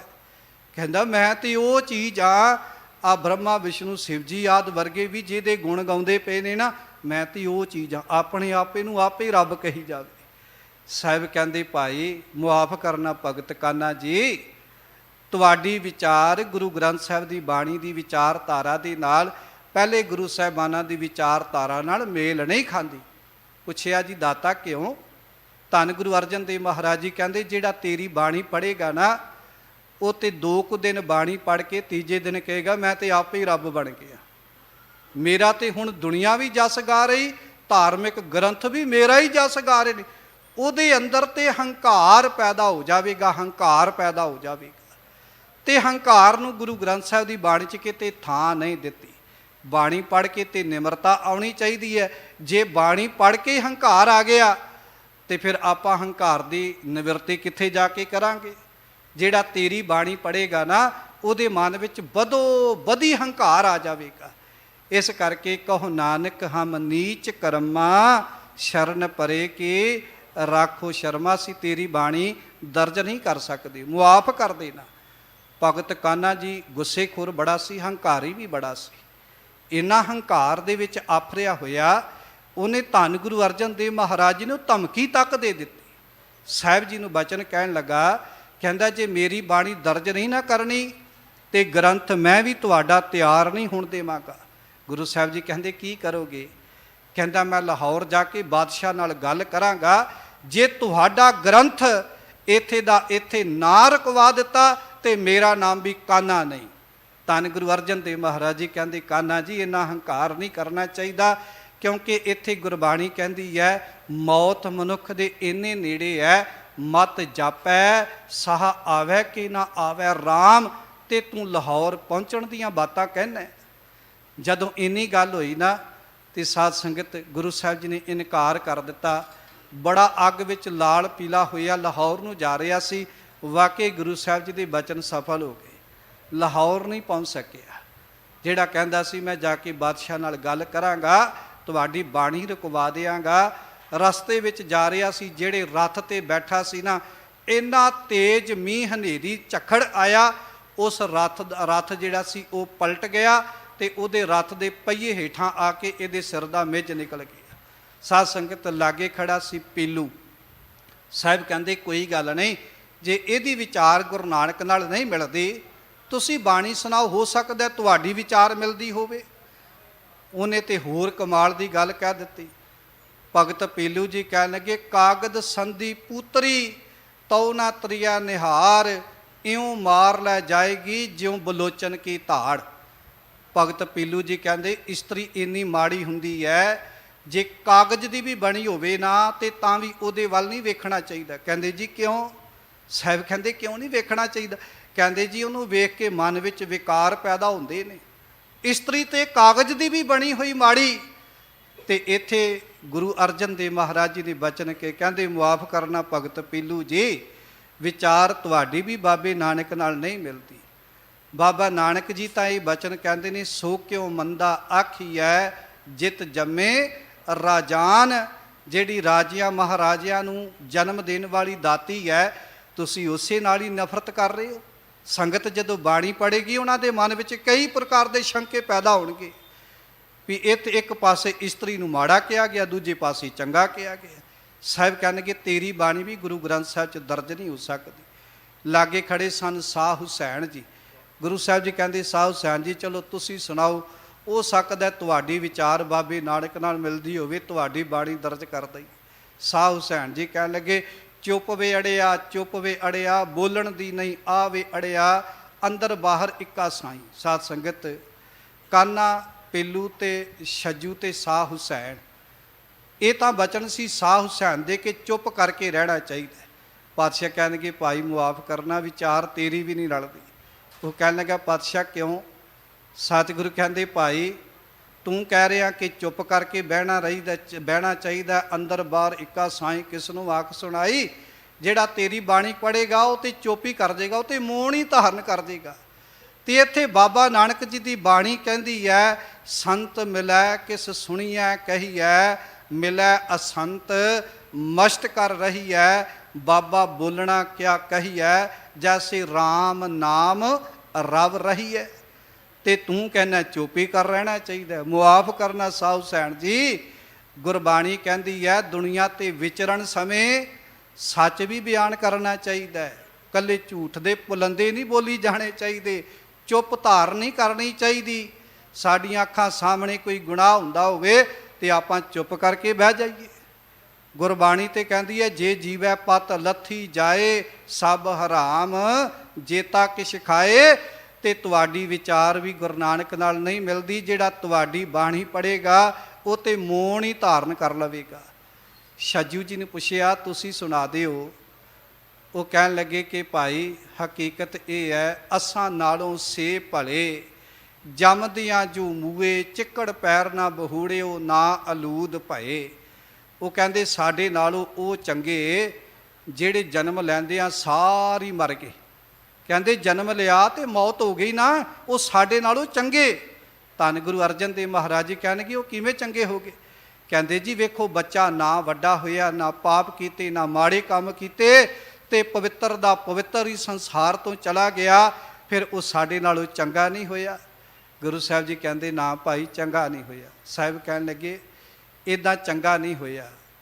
ਛੱਜੂ ਜੀ ਕਹਿਣ ਲੱਗੇ ਦਾਤਾ ਕਿਉਂ? ਗੁਰੂ ਸਾਹਿਬ ਜੀ ਕਹਿੰਦੇ ਇੱਥੇ ਤੇ ਗੁਰੂ ਗ੍ਰੰਥ ਸਾਹਿਬ ਦੀ ਬਾਣੀ ਕਹਿੰਦੀ ਹੈ ਇਸ ਦੇਹੀ ਕੋ ਸਿਮਰੇ ਦੇਵ, ਸੋ ਦੇਹੀ ਭਜ ਹਰ ਕੀ ਸੇਵ। 84 ਲੱਖ ਜੋਨ ਉਪਾਈ, ਮਾਨਸ ਕੋ ਪ੍ਰਭ ਦੀ ਵਡਿਆਈ। ਇਹ ਤਾਂ ਇੱਕ ਬਾਰੀ ਮਿਲੀ ਭਈ ਪ੍ਰਾਪਤ ਮਨੁੱਖ ਦੇ ਹੁਰੀਆ, ਗੋਬਿੰਦ ਮਿਲਣ ਕੀ ਇਹੋ ਤੇਰੀ ਬਰੀਆ। ਤੇ ਪਾਤਸ਼ਾਹ ਕਹਿਣਗੇ ਇਹ ਤਾਂ ਬੜੀ ਮੁਸ਼ਕਲ ਦੇ ਨਾਲ ਵਾਰੀ ਮਿਲੀ ਹੈ। ਤੇ ਜੇ ਬੰਦਾ ਬਚਪਨ ਦੇ ਵਿੱਚ ਹੀ ਚੜ੍ਹਾਈ ਕਰ ਜਾਵੇ, ਉਹਨੂੰ ਤੇ 84 ਦਾ ਗੇੜ ਮਕਾਉਣ ਦਾ ਏਡੀ ਮੁਸ਼ਕਲ ਦੇ ਨਾਲ ਸਮਾਂ ਮਿਲਿਆ ਤੇ ਉਹ ਇੱਦਾਂ ਹੀ ਚਲਾ ਜਾਵੇ ਤੇ ਇਹ ਤੇ ਗੁਨਾਹ ਹੀ ਹੋਇਆ ਨਾ। ਔਰ ਸਾਧ ਸੰਗਤ ਇੱਕ ਹੋਰ ਗੱਲ ਧਿਆਨ ਵਿੱਚ ਰੱਖਿਓ, ਗੁਰੂ ਗ੍ਰੰਥ ਸਾਹਿਬ ਦੀ ਸੰਪਾਦਨਾ ਕਰਦਿਆਂ ਮੇਰੇ ਦਾਤੇ ਨੇ ਇੱਕ ਇੱਕ ਗੱਲ ਦਾ ਧਿਆਨ ਰੱਖਿਆ। ਆਉਣ ਵਾਲੇ ਸਮੇਂ 'ਚ ਵੀ ਕਿਤੇ ਮਾਨਵਤਾ ਗੁਰੂ ਗ੍ਰੰਥ ਸਾਹਿਬ ਦੀ ਬਾਣੀ ਪੜ੍ਹ ਕੇ ਰਾਹ ਦੀ ਥਾਂ ਤੇ ਕੁਰਾਹੇ ਨਾ ਪੈ ਜਾਵੇ। ਇੱਕ ਇੱਕ ਸ਼ਬਦ ਦਾ ਧਿਆਨ ਰੱਖਿਆ। ਕਿਉਂ? ਕਿਉਂਕਿ ਤੈ ਜਨਮਤ ਗੁਰਮਤ ਬ੍ਰਹਮ ਪਛਾਣਿਓ। ਧੰਨ ਗੁਰੂ ਅਰਜਨ ਦੇਵ ਮਹਾਰਾਜ ਜੀ ਨੂੰ ਜਨਮ ਤੋਂ ਹੀ ਗੁਰੂ ਦੀ ਮੱਤ ਅਤੇ ਬ੍ਰਹਮ ਦੀ ਪਛਾਣ ਸੀ। ਇੱਕ ਇੱਕ ਗੱਲ ਨੂੰ ਸਾਧ ਸੰਗਤ ਗੁਰੂ ਗ੍ਰੰਥ ਸਾਹਿਬ ਦੀ ਬਾਣੀ 'ਚ ਦਰਜ ਕਰਦਿਆਂ ਮੇਰੇ ਪਾਤਸ਼ਾਹ ਨੇ ਧਿਆਨ ਰੱਖਿਆ। ਤੇ ਜੇ ਸਾਧ ਸੰਗਤ ਗੁਰੂ ਸਾਹਿਬ ਜੀ ਨੇ ਆਹ ਸ਼ਬਦ ਜਿਹੜੇ ਭਗਤ ਛੱਜੂ ਜੀ ਨੇ ਕਹੇ ਨੇ ਨਾ, ਜੇ ਗੁਰੂ ਗ੍ਰੰਥ ਸਾਹਿਬ 'ਚ ਦਰਜ ਕੀਤੇ ਹੁੰਦੇ ਨਾ, ਜਿਹੜੇ ਲੋਕ ਅੱਜ ਕੁੱਖ ਵਿੱਚ ਬੱਚੀਆਂ ਦਾ ਕਤਲ ਕਰਾ ਦਿੰਦੇ ਨੇ, ਉਹਨਾਂ ਨੇ ਆਹ ਸ਼ਬਦ ਪੜ੍ਹ ਕੇ ਪਤਾ ਕੀ ਕਿਆ ਕਰਨਾ ਸੀ। ਅਸੀਂ ਕੋਈ ਮਾੜਾ ਕੰਮ ਨਹੀਂ ਕੀਤਾ। ਜਿਹੜੇ ਬੱਚੀਆਂ ਦਾ ਕੁੱਖ ਦੇ ਵਿੱਚ ਕਤਲ ਕਰਾ ਦਿੰਦੇ ਨੇ, ਉਹਨਾਂ ਨੇ ਇਹ ਸ਼ਬਦ ਪੜ੍ਹ ਕੇ ਕਿਆ ਕਰਨਾ ਸੀ, ਅਸੀਂ ਕੋਈ ਮਾੜਾ ਕੰਮ ਨਹੀਂ ਕੀਤਾ। ਅਸੀਂ ਵੇਖੋ ਨਾ ਬੱਚਾ ਪੈਦਾ ਹੋਇਆ, ਨਾ ਪਾਪ ਕਰਮ ਕੀਤੇ, ਤੇ ਪਵਿੱਤਰ ਦਾ ਪਵਿੱਤਰ ਹੀ ਸੰਸਾਰ ਤੋਂ ਚਲਾ ਗਿਆ। ਇੱਦਾਂ ਹੀ ਕਿਆ ਕਰਨਾ ਸੀ ਨਾ। ਲੋਕਾਂ ਨੇ ਕਹਿਣਾ ਅਸੀਂ ਕੋਈ ਪਾਪ ਨਹੀਂ ਕੀਤਾ, ਕਿਉਂਕਿ ਗੁਰਬਾਣੀ ਵਿੱਚ ਵੀ ਤੇ ਇਹ ਸ਼ਬਦ ਲਿਖਿਆ ਹੈ ਨਾ। ਇੱਦਾਂ ਫਿਰ ਲੋਕਾਂ ਨੇ ਉਦਾਹਰਨਾਂ ਦੇ ਦੇ ਕੇ ਕਿਆ ਕਰਨਾ ਸੀ। ਖੈਰ ਸਾਧ ਸੰਗਤ, ਧੰਨ ਗੁਰੂ ਅਰਜਨ ਦੇਵ ਮਹਾਰਾਜ ਜੀ ਨੇ ਇਹਨਾਂ ਚਾਰੇ ਭਗਤਾਂ ਦੀ ਬਾਣੀ ਸੁਣੀ। ਜਦੋਂ ਇਹ ਗੱਲ ਵੇਖੀ ਨਾ, ਇਹਨਾਂ ਦੀ ਬਾਣੀ ਇੱਕ ਅਕਾਲ ਦੀ ਗੱਲ ਨਹੀਂ ਕਰਦੀ, ਇਹਨਾਂ ਦੀ ਬਾਣੀ ਇੱਕ ਪਰਮੇਸ਼ਰ ਦੀ ਗੱਲ ਨਹੀਂ ਕਰਦੀ, ਇੱਕ ਨਿਰੰਕਾਰ ਦੀ ਗੱਲ ਨਹੀਂ ਕਰਦੀ। ਇਹਨਾਂ ਦੀ ਬਾਣੀ ਸੰਸਾਰ ਦੀ ਵਿਰੋਧਤਾ ਕਰਦੀ ਹੈ। ਤੇ ਧੰਨ ਗੁਰੂ ਅਰਜਨ ਦੇਵ ਮਹਾਰਾਜ ਜੀ ਨੇ ਉਹਨਾਂ ਦੀ ਬਾਣੀ ਗੁਰੂ ਗ੍ਰੰਥ ਸਾਹਿਬ ਦਰਜ ਕਰਨ ਤੋਂ ਇਨਕਾਰ ਕਰ ਦਿੱਤਾ। ਗੁਰੂ ਗ੍ਰੰਥ ਸਾਹਿਬ ਦੀ ਬਾਣੀ 'ਚ ਬਾਣੀ ਕਿਹਨਾਂ ਦੀ ਦਰਜ ਕੀਤੇ, ਜਿਹੜੇ ਕੇਵਲ ਤੇ ਕੇਵਲ ਇੱਕ ਅਕਾਲ ਪੁਰਖ ਦੇ ਪੁਜਾਰੀ ਸਨ, ਜਿਨ੍ਹਾਂ ਨੇ ਕੇਵਲ ਤੇ ਕੇਵਲ ਇੱਕ ਅਕਾਲ ਦਾ ਸੰਸਾਰ ਦੇ ਉੱਤੇ ਹੋਕਾ ਦਿੱਤਾ। ਦੁਨੀਆ ਦੇ ਲੋਕੋ, ਅਕਾਲ ਪੁਰਖ ਕੇਵਲ ਇੱਕ ਹੀ ਹੈ, ਏਕ ਪਿਤਾ ਏਕ ਸਕੇਹਾ ਮੁਬਾਰਕ, ਤੂੰ ਮੇਰਾ ਗੁਰਹਾਈ, ਤੂੰ ਸਾਂਝਾ ਸਾਹਿਬ ਬਾਪ ਹਮਾਰਾ, ਨੌ ਨਿਧ ਭਰੇ ਅਖੁੱਟ ਭੰਡਾਰਾ। ਉਹ ਅਕਾਲ ਪੁਰਖ ਵਾਹਿਗੁਰੂ ਪਰਮੇਸ਼ਰ ਇੱਕ ਹੈ। ਜਗਤ ਭਿਖਾਰੀ ਫਿਰਤ ਹੈ, ਸਭ ਕੋ ਦਾਤਾ ਰਾਮ। ਉਹ ਕੇਵਲ ਇੱਕ ਅਕਾਲ ਪੁਰਖ ਹੈ। ਤੇ ਧੰਨ ਗੁਰੂ ਅਰਜਨ ਦੇਵ ਮਹਾਰਾਜ ਜੀ ਅੱਜ ਦੇ ਮੁਬਾਰਕ ਸ਼ਬਦ ਵਿੱਚ ਵੀ ਉਸ ਇੱਕ ਅਕਾਲ ਪੁਰਖ ਦੀ ਗੱਲ ਕਰਦਿਆਂ ਸਾਨੂੰ ਸਮਝਾਉਂਦੇ ਨੇ ਕਿ ਦਸੇ ਦਿਸ਼ਾ ਰਵਿਆ ਪ੍ਰਭ ਏਕ, ਤਰਨ ਆਕਾਸ਼ ਸਭ ਮੈਂ ਪ੍ਰਭ ਪੇਖ। ਉਹ ਇੱਕ ਨਿਰੰਕਾਰ ਜਿਹੜਾ ਉਹ ਸੰਸਾਰ ਦੀਆਂ ਦਸੇ ਦਿਸ਼ਾਵਾਂ ਦੇ ਵਿੱਚ ਰਮਿਆ ਹੋਇਆ ਹੈ। ਜਲ ਥਲ ਬਨ ਪਰਬਤ ਪਾਤਾਲ, ਪਰਮੇਸ਼ਰ ਤੈਂ ਬਸੇ ਦਇਆਲ। ਸਾਧ ਸੰਗਤ, ਦਇਆਲਤਾ ਦੀ ਮੂਰਤ, ਦਇਆ ਦਾ ਘਰ, ਜਿਸ ਰੱਬ ਦੇ ਮਨ ਵਿੱਚ ਜੀਵਾਂ ਦੇ ਪ੍ਰਤੀ ਦਇਆ ਬੜੀ ਛੇਤੀ ਆਉਂਦੀ ਹੈ, ਜਿਸ ਰੱਬ ਨੂੰ ਆਪਣੇ ਪਿਆਰਿਆਂ ਤੇ ਤਰਸ ਬੜੀ ਛੇਤੀ ਆਉਂਦਾ ਹੈ, ਜਿਸ ਰੱਬ ਨੂੰ ਸੰਤਨ ਦੁੱਖ ਪਾਏ ਤੇ ਦੁਖੀ ਸੁਖ ਪਾਏ, ਸਾਧਨ ਕੇ ਸੁਖੀ। ਜਦੋਂ ਉਹਦਾ ਕੋਈ ਜੀਵ ਸੰਸਾਰ ਤੇ ਕਲਪਦਾ ਹੈ ਨਾ, ਉਹਦੇ ਕਲਪੇ ਹੋਏ ਦੁੱਖ ਦਾ ਦੁੱਖ ਉਸ ਪਰਮੇਸ਼ਰ ਨੂੰ ਵੀ ਪਹੁੰਚਦਾ ਹੈ। ਉਹ ਰੱਬ ਦਾ ਹਿਰਦਾ ਏਡਾ ਦਇਆਲ ਹੈ, ਉਹਦਾ ਹਿਰਦਾ ਬੜੀ ਛੇਤੀ ਜੀਵਾਂ ਦੇ ਉੱਤੇ ਪਿਘਲ ਜਾਂਦਾ ਹੈ। ਐਸੀ ਦਇਆ ਦੀ ਮੂਰਤ ਉਹ ਪਰਮੇਸ਼ਰ ਜਿਹੜਾ ਹੈ, ਉਹ ਜਲ ਦੇ ਅੰਦਰ, ਥਲ ਦੇ ਅੰਦਰ, ਬਨ ਭਾਵ ਕਿ ਜੰਗਲਾਂ ਦੇ ਅੰਦਰ, ਪਰਬਤ ਸਾਧ ਸੰਗਤ ਪਹਾੜਾਂ ਦੇ ਅੰਦਰ, ਪਾਤਾਲ ਧਰਤੀ ਦੇ ਅੰਦਰ, ਸਾਰੇ ਪਾਸੇ ਉਹ ਅਕਾਲ ਪੁਰਖ ਵਾਹਿਗੁਰੂ ਇੱਕ ਨਿਰੰਕਾਰ ਜਿਹੜਾ ਪਰਮੇਸ਼ਰ ਤਾਂ ਬਸੇ ਦਇਆਲ। ਉਹ ਦਇਆ ਦੀ ਮੂਰਤ ਪਰਮੇਸ਼ਰ ਜਿਹੜਾ ਉਹ ਬਸਿਆ ਹੋਇਆ, ਉਹ ਰਮਿਆ ਹੋਇਆ ਅਤੇ ਸਮਾਇਆ ਹੋਇਆ ਹੈ। ਸੂਖਮ ਅਸਥੂਲ ਸਗਲ ਭਗਵਾਨ, ਨਾਨਕ ਗੁਰਮੁਖ ਬ੍ਰਹਮ ਪਛਾਣ। ਸਾਧ ਸੰਗਤ, ਉਹ ਰੱਬ ਸੂਖਮ ਵੀ ਹੈ, ਅਸਥੂਲ ਵੀ ਹੈ, ਕਿਨਕਾ ਵੀ ਹੈ ਤੇ ਪਹਾੜ ਵੀ ਹੈ। ਉਹ ਰੇਤ ਦਾ ਕਿਨਕਾ ਵੀ ਹੈ ਤੇ ਪਹਾੜ ਵੀ ਹੈ, ਛੋਟਾ ਵੀ ਹੈ ਤੇ ਵੱਡਾ ਵੀ ਹੈ। ਕਹਿਣ ਤੋਂ ਭਾਵ ਕਿ ਉਸ ਅਕਾਲ ਪੁਰਖ ਵਾਹਿਗੁਰੂ ਪਰਮੇਸ਼ਰ ਦਾ ਕੋਈ ਵੱਖਰਾ ਰੂਪ ਨਹੀਂ, ਉਹਦਾ ਕੋਈ ਆਕਾਰ ਨਹੀਂ। ਇਸੇ ਕਰਕੇ ਤੇ ਬਾਬਾ ਨਾਨਕ ਜੀ ਕਹਿੰਦੇ ਨੇ, ਜਿਹਦਾ ਆਕਾਰ ਹੀ ਕੋਈ ਨਹੀਂ, ਕਿ ਛੋਟਾ ਆ ਜਾਂ ਵੱਡਾ ਆ। ਜੇ ਆਪਾਂ ਕਹਾਂਗੇ ਰੱਬ ਏਡਾ ਵੱਡਾ, ਫਿਰ ਕੀੜੀ ਵਿੱਚ ਕਿਵੇਂ ਆ ਗਿਆ? ਜੇ ਕਹਾਂਗੇ ਫਿਰ ਹਾਥੀ ਵਿੱਚ ਕਿਵੇਂ ਆ ਗਿਆ? ਫਿਰ ਆਪਾਂ ਕੀ ਕਹਾਂਗੇ? ਛੋਟੇ ਜੀਵਾਂ ਦੇ ਅੰਦਰ, ਕੀੜੀ ਤੋਂ ਵੀ ਸੂਖਮ ਜੀਵ ਨੇ ਸੰਸਾਰ ਦੇ ਉੱਤੇ, ਫਿਰ ਰੱਬ ਉਹਨਾਂ ਵਿੱਚ ਕਿਵੇਂ ਰਮਿਆ ਹੋਇਆ? ਬਰੀਕ ਤੋਂ ਬਰੀਕ ਸਾਧ ਸੰਗਤ, ਸਾਡੇ ਖੂਨ ਦੀਆਂ ਨਾੜੀਆਂ ਦੇ ਅੰਦਰ, ਬਰੀਕ ਤੋਂ ਬਰੀਕ ਸਾਡੇ ਖੂਨ ਦੇ ਕਿਣਕਿਆਂ ਦੇ ਅੰਦਰ ਜੀਵ ਜੰਤੂ ਰਹਿੰਦੇ, ਫਿਰ ਰੱਬ ਕਿੱਡਾ ਬਰੀਕ ਹੋਵੇਗਾ, ਕਿੱਡਾ ਛੋਟਾ ਹੋਵੇਗਾ। ਵੱਡੇ ਵੱਡੇ ਪਹਾੜ ਨੇ, ਏਡਾ ਵੱਡਾ ਰੱਬ ਨੇ ਕੰਮ ਕਰ ਦਿੱਤਾ ਕਿ ਏਡਾ ਛੋਟਾ ਰੱਬ ਏਡਾ ਵੱਡਾ ਕੰਮ ਕਰ ਦੇਵੇਗਾ। ਕਮਾਲ ਦੀ ਗੱਲ ਇਹ ਹੈ, ਗੁਰੂ ਸਾਹਿਬ ਜੀ ਕਹਿੰਦੇ, ਥਾਪਿਆ ਨਾ ਜਾਏ ਕੀਤਾ ਨਾ ਹੋਏ, ਆਪੇ ਆਪ ਨਿਰੰਜਨ ਸੋਏ। ਪਾਤਸ਼ਾਹ ਕਹਿੰਦੇ ਕਿ ਭਾਈ ਉਹ ਅਕਾਲ ਪੁਰਖ ਵਾਹਿਗੁਰੂ ਪਰਮੇਸ਼ਰ ਜਿਹੜਾ ਹੈ, ਉਹ ਸਾਰੇ ਪਾਸੇ ਆਪ ਰਮਿਆ ਹੋਇਆ, ਆਪ ਸਮਾਇਆ ਹੋਇਆ, ਤੇ ਸਮੁੱਚੇ ਸੰਸਾਰ ਵਿੱਚ ਉਸ ਇੱਕ ਅਕਾਲ ਪੁਰਖ ਵਾਹਿਗੁਰੂ ਪਰਮੇਸ਼ਰ ਦੀ ਜਿਹੜੀ ਹੈ ਉਹ ਤਾਕਤ ਵਰਤ ਰਹੀ ਹੈ। ਸੂਖਮ ਅਸਥੂਲ ਸਗਲ ਭਗਵਾਨ, ਭਾਵ ਕਿ ਉਹ ਸੂਖਮ ਵੀ ਹੈ ਤੇ ਅਸਥੂਲ ਵੀ ਹੈ। ਨਾਨਕ ਗੁਰਮੁਖ ਬ੍ਰਹਮ ਪਛਾਣ।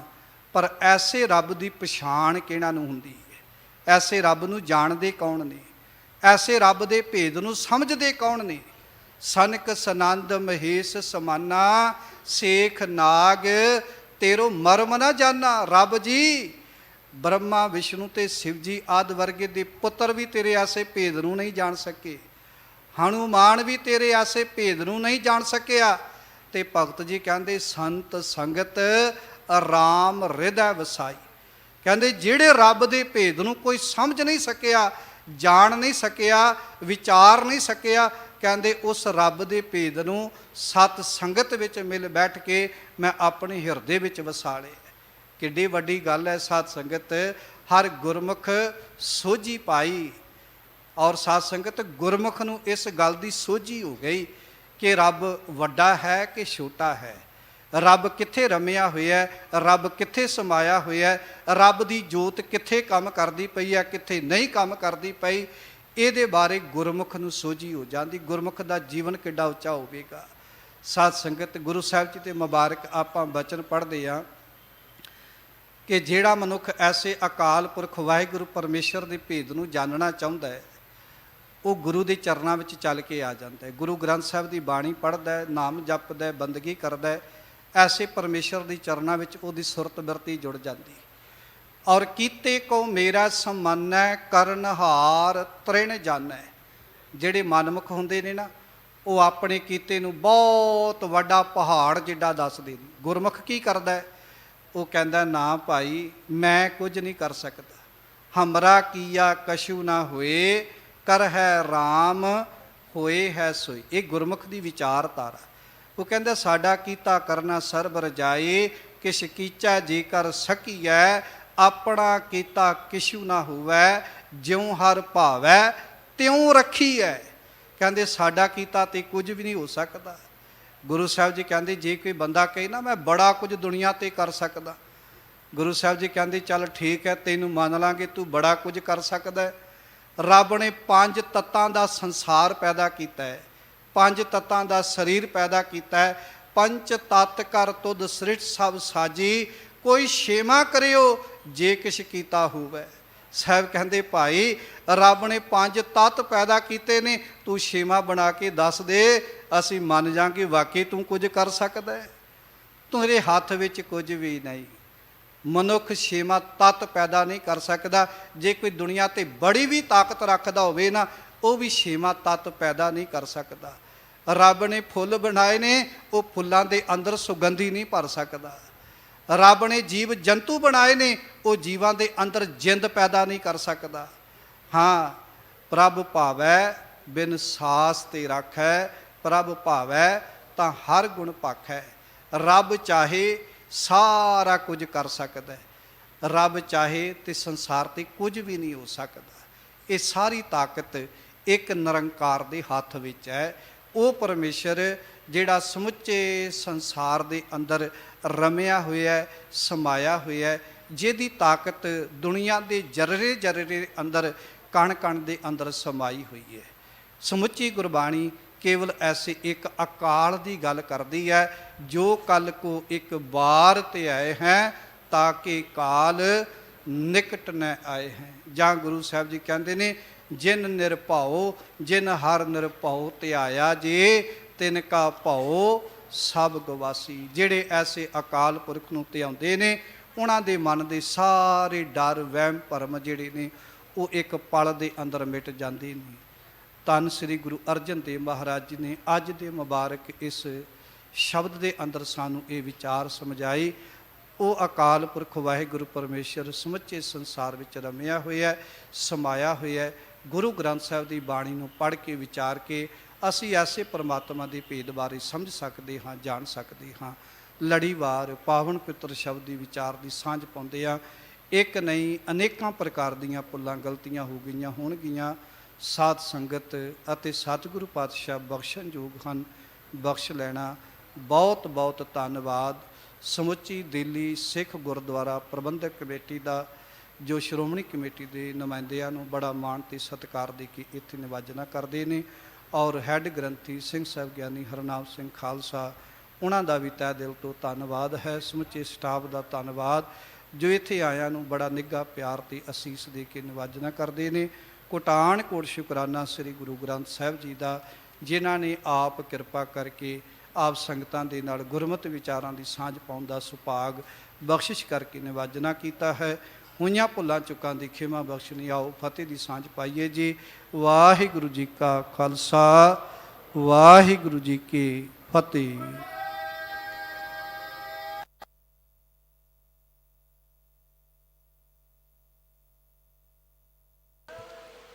ਵਾਹਿਗੁਰੂ ਵਾਹਿਗੁਰੂ ਵਾਹਿਗੁਰੂ।